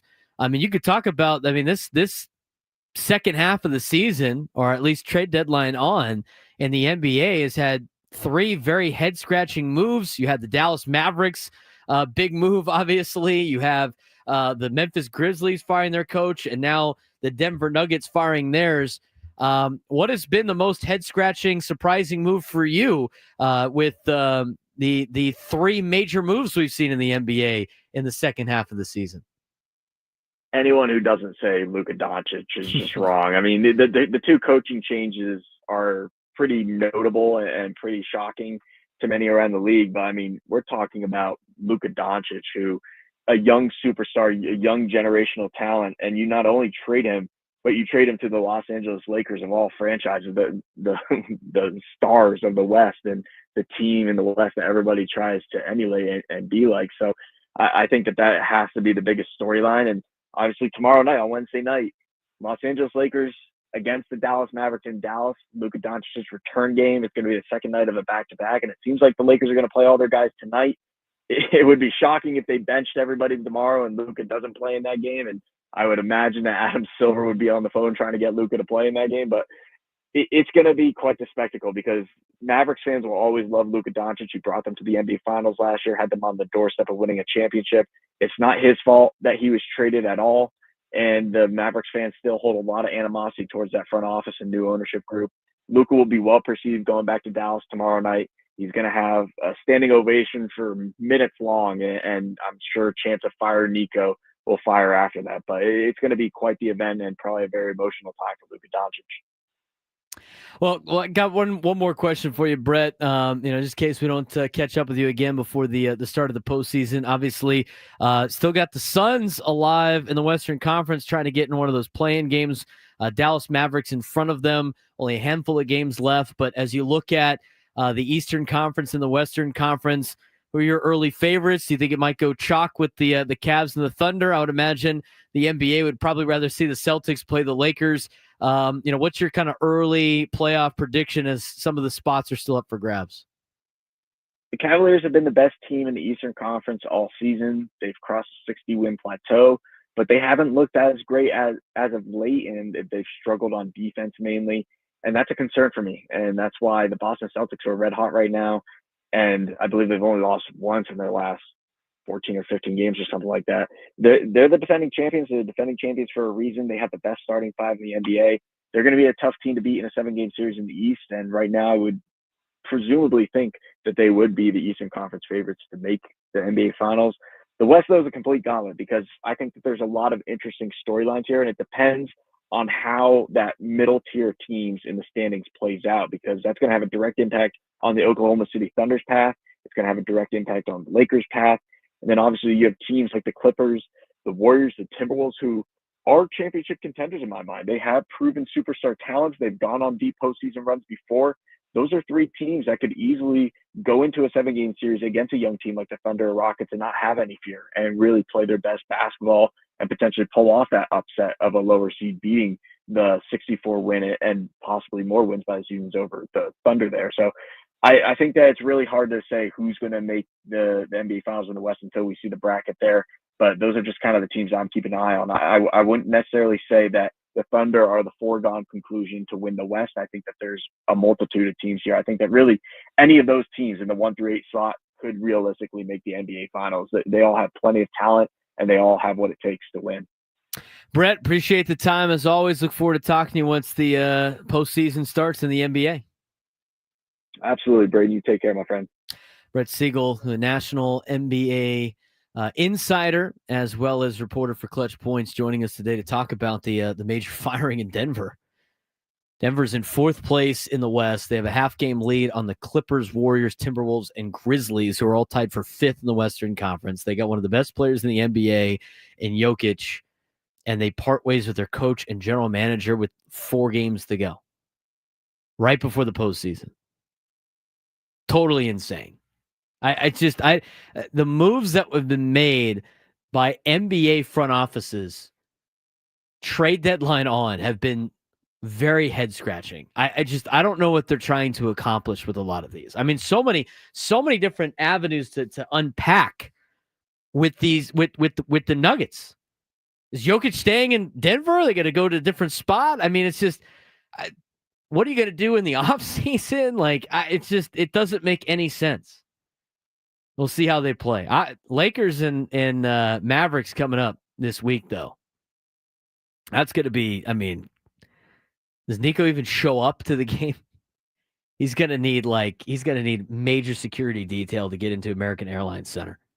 Major security detail. That's our NBA talk of the show. I do want to get to a phone call real quick. Mitch in New Jersey's been waiting on hold for a long time. Mitch, got to get you.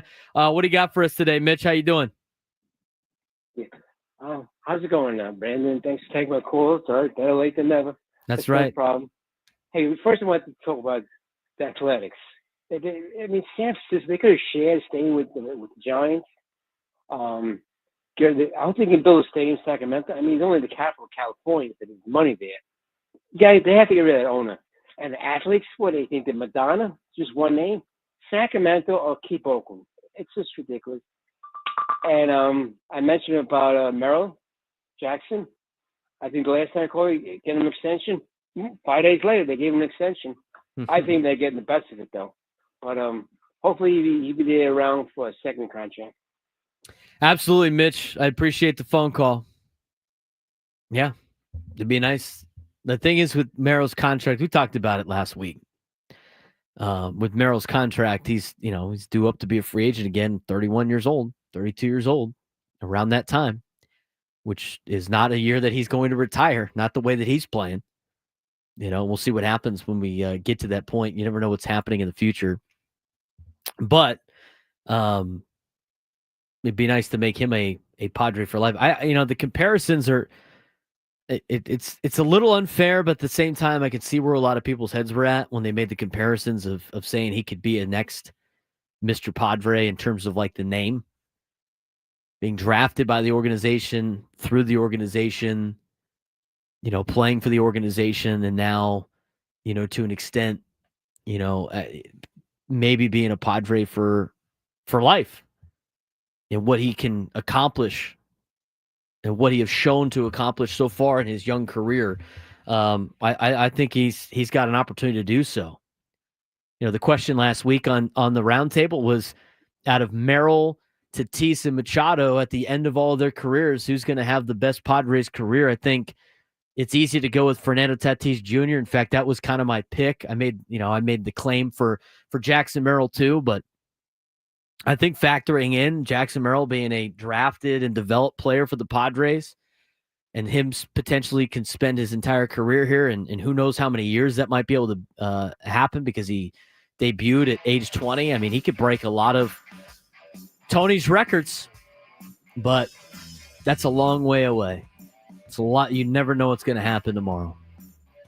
Hopefully, when we're talking tomorrow, we're talking about a Padres victory. It would solidify at least a 500 road trip to take on the A's later on tonight at 7 o'clock. Equal Water SoCal Padres pregame show at 6:05. Gwen and Chris coming up next. I'm Braden Surprenant. This is the Braden Surprenant Show on San Diego Sports Station 97.3 The Fan.